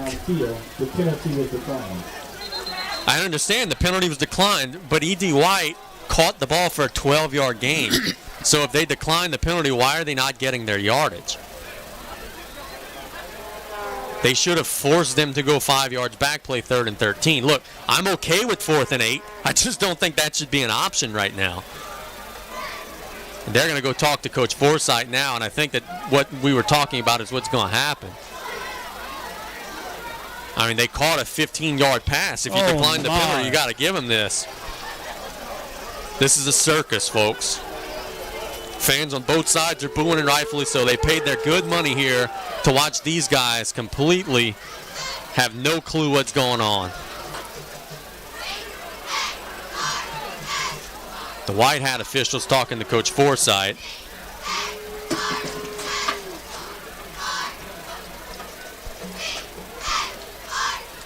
The white hat needs to take his hat and dip it in a red bucket of paint. Yeah. A red hat and put a nose on. Yeah. So let's see. They declined the penalty a minute ago. I don't think that should have been an option. I think they should have had to take the 5 yards and go backward because there's a completed pass. The official looks like he's ready to walk off 5 here, and that's what he's doing because that's the way officiating works. You cannot decline a penalty whenever they make a reception. It should now be 3rd down. I don't know why it takes us 5 minutes to figure this out. The illegal man downfield penalty has been accepted by the Tarpons. So after all, we had it right. It'll be 3rd and 13. But I don't know why we've got to take 5 minutes to figure this out. It's pretty academic. The Cardinals play 3rd and 15 on the 36-yard line of the Tarpons. We're speechless. 3rd and long for E.D. White, though. At the end of the day, though, this is what it should be. I just don't know why it took us this long to get here. Now the clock is running. 3:29 and counting. 3rd and 13. The Tarpons stop them in bounds. They should probably call a timeout here. Big play. 3rd and long. Lejean. Straight drop in the gun. Rolls to his right. Looking down the field, throws it to the sideline, and it's nearly intercepted. There's a late flag on the play. Did they just call roughing the passer? Dead ball, roughing the passer. They've given it to him all game long. Why not? Why stop now?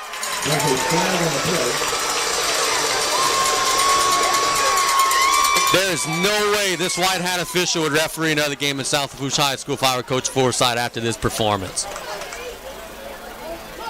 Embarrassing. Personal foul, roughing the passer, 1st down, E.D. White. I was looking downfield. I didn't see them. There was a 100% chance they were going to decide the fate of this game. 3:07 to go. Tarpons have all 3 timeouts. At the 21-yard line is the football. And if E.D. White keeps throwing the ball, we can save some timeouts. I don't think they're throwing it again now, though. They're in field goal range. Got to win 1st down, start calling some timeouts.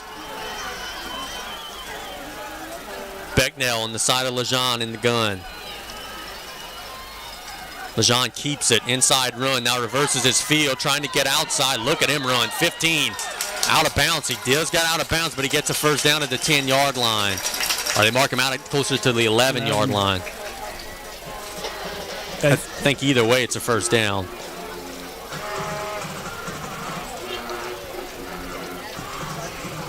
Got to stop him here. They score a touchdown, you're in trouble. Well, they didn't. I wish he had it. Now they're going to get it on this play, probably. 2nd and inches.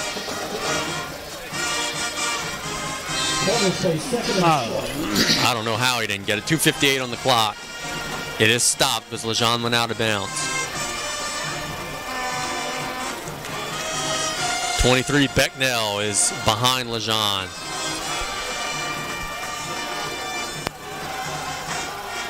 Under center he goes. Strong side of the field to the left. They hand it to Claymore. He's got a 1st down inside the 10 to about the 7 or so. 2:52 on the clock, which is still not stopped even though they got a 1st down. Now it finally stops.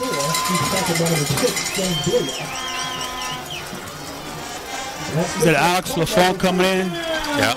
Terry Lee Griffin limping off. Alex Lafourche coming in. Clock will start as they reset the chains.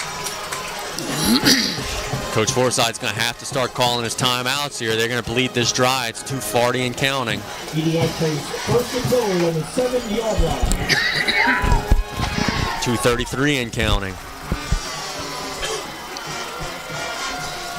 3 on the play clock. LeJean has to hustle. Keeps it, rolls right, trying to get outside. He's hit hard by Danos, and I think he stayed in bounds, but he's back near the 10-yard line, and Coach Forsythe will call his first timeout. That was too risky there. I wouldn't have tested that sideline like that. South Lafourche will call their first timeout of the half. No, the clock's still running, so I guess they didn't. 2:14. So maybe he's going to try it on the next play. Cardinals play second and goal on the 10-yard line. 2:04 and counting. They could run this to about 1:40 before snapping the ball.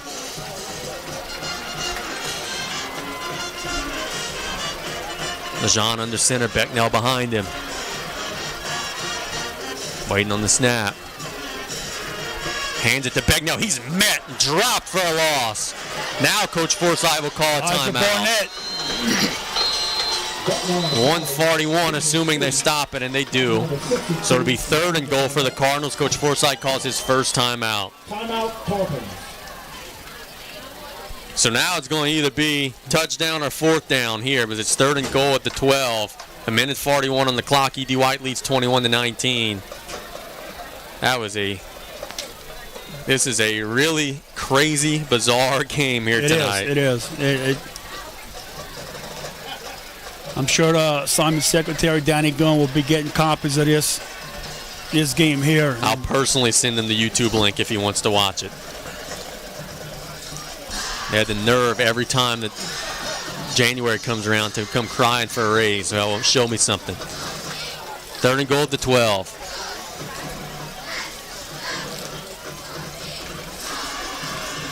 Tarpons back on the field. You think that E.D. White wouldn't dare to throw it here. I mean, they could potentially risk 35, 40 seconds on the clock or make the Tarpons use another timeout. Well, look, and if you force E.D. White to try a field goal here, their snaps have not been the best all game. Amen. There's the game here. E.D. White scores a touchdown here. We're in big trouble. Tarpons got to get him off the field. It's 3rd and goal at the 12. LeJean has Becknell behind him. Under center, a couple of receivers to the right. Hands it to Claymore on a sweep to the right side of the field. He's hit hard and dropped. Should be out of bounds. They're going to say he stayed in. Shane Billiot. And I think he did actually fall in bounds looking at it again. The Tarpons will call their second timeout with 1:30 to go. They lost more yardage there to about the 14-yard line. So does E.D. White try the field goal here to go up by a touchdown? You would think they have to, right? Yeah, you kick the field goal to a touchdown. Make them score a touchdown. If you miss it, the Tarpons would get the ball at the 20-yard line. We've seen some crazy things with snaps and everything like that. This is a tough call. There's always the idea of, hey, you could just try to throw it into the end zone, try to put it away. You would think the easy call here would be to kick the field goal, but when in high school football, there's a lot involved. You got to get that snap first. And look, the hold, the kick, the protection. You got Brandon LeJean on your team. He could run around for 15, 20 seconds and kill a bunch of time before throwing it. It's a tough call. Each team down to one timeout. Looks like they're going for it.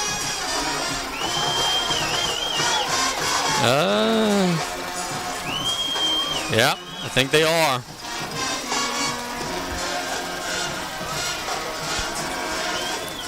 So they don't trust their exchange here. 4th and goal at the 13. Tarpons got to stand tall here. 1:30 on the clock. LeJean staying under center. Becknell behind him. LeJean rolls out. He's hit as he throws. He throws it to the back of the end zone. It's caught. There's a flag on the play. The ball came out. They're going to say it's a touchdown. There's a flag on the play. Which guy pushed off? Let's see. I'm not sure here. Let's see. There was a lot of hand fighting going on. That was a wonderful play. Where's the in the end zone? There is a flag on the play. It's in the end zone. It's interference on someone. It is. They're going to take it on the kickoff. It's on South Lafourche. When you got Brandon Lejean, you trust Brandon Lejean with the ball. That's what the Tarpons did. Of course, they had the bailout, give me first down penalty just in case.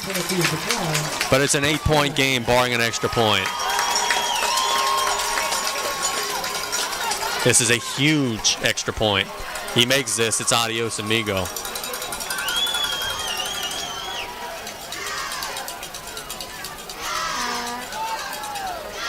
Waiting on the snap.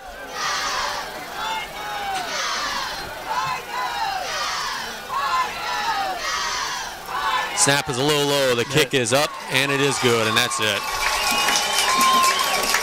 28-19, EDY in front, 1:23 to go in regulation.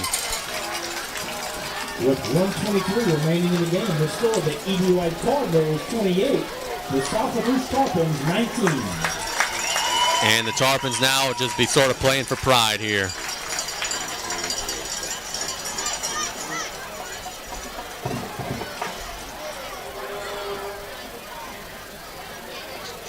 Coach Forsythe is on the numbers, hollering and screaming. He is very disappointed. Like, well, he should be.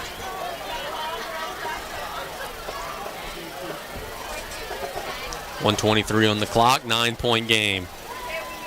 Milwaukee leads the Dodgers 5-2 in the NLCS, middle of the 5th inning, trying to force a Game 7. Well, he just threw his headset, and listen to this. The Pelicans tonight have scored 149 points. Wow. They lead the Kings 149-123. Those boys can score. You know, look, you can get upset all you want on the sideline, but there's no need for throwing headsets down. And yeah, I hear you. They'll be kicking off from the 45. Tarpons are penalized 15 yards.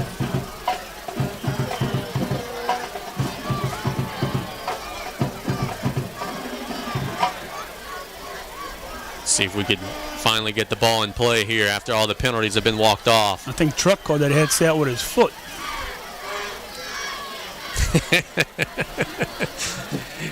It's been one of them days, y'all. If y'all have not been able to tell throughout this broadcast, it's been one of them days.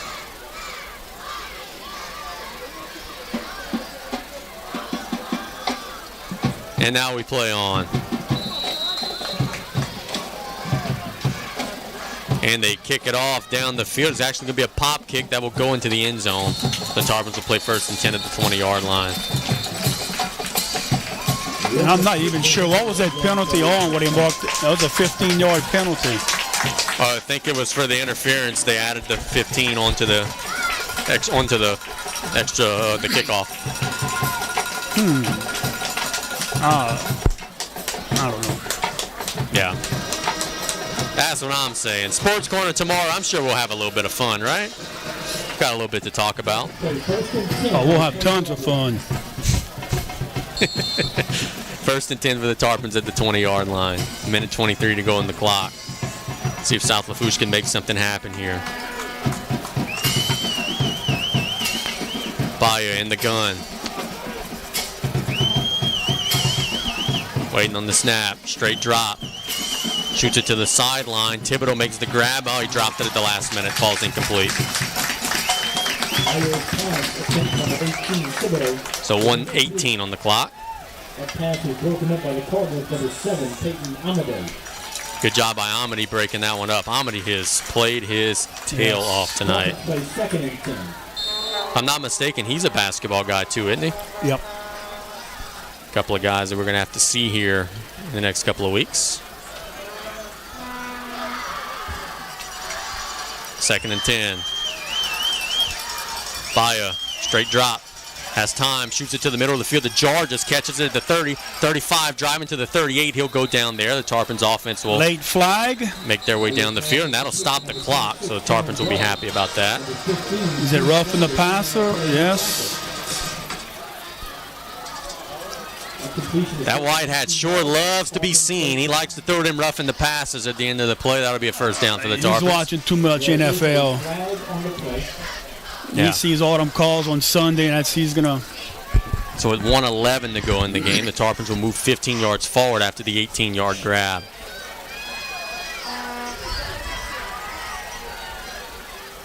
The ball will now be on the other side of midfield at the 46-yard line. 15 yards for a personal foul.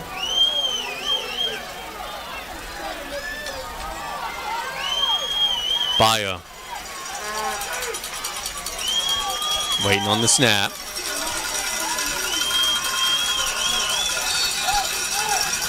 Clock is not starting, so I don't know why the Tarpons in a hurry, but straight drop, throws to the sideline, falls incomplete. 1 second. Yeah, a full play. That's the story of the night. An entire play just took 1 second to run.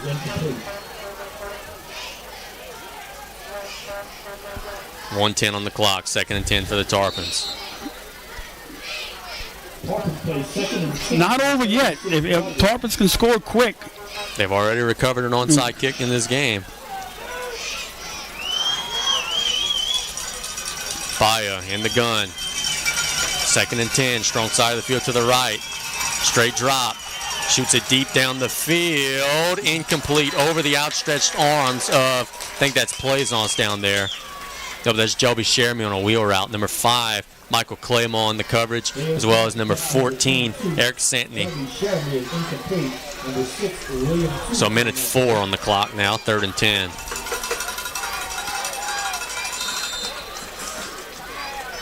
Tarpons play third down and 10.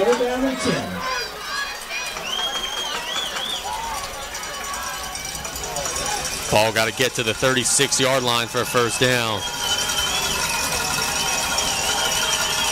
Crowd making some noise. Baia in the gun. Straight drop. Shoots it to the middle of the field. Jelby Sheremy catches it. He's well short of the first down. Clock will run. He's to the 43-yard line. Gain of about 3. The clock's ticking and ticking. They've got to get on the ball here. 50 seconds and counting. They're still nowhere near running the play. 45 and counting. Now they're on the ball. 4th down. Got to get the first down. Brock being pressured. Shoots it deep down the field. And it's batted away. Incomplete. That'll do it. Batted away by Peyton Amity. It was intended for Thibodeau. And with 37 seconds left, E.D. White's going to take a knee or two, and they're going to get the 28-19 win here. Congratulations to the Cardinals. It's not their fault this is a poorly officiated game, but it is what it is.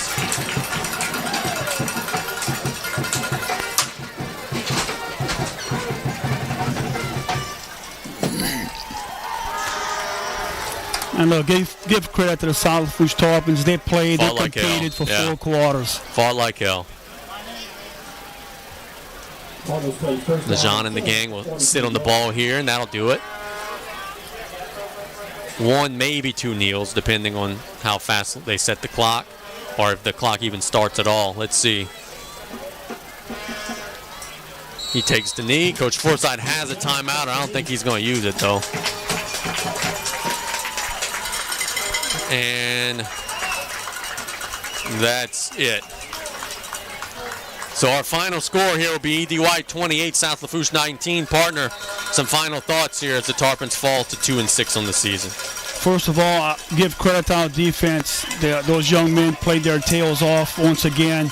And look, we competed for 4 quarters. Definitely a positive step. I know it's late in the year, but they came out and competed hard. And just a few plays here and there, and it goes different ways. It could be a different outcome.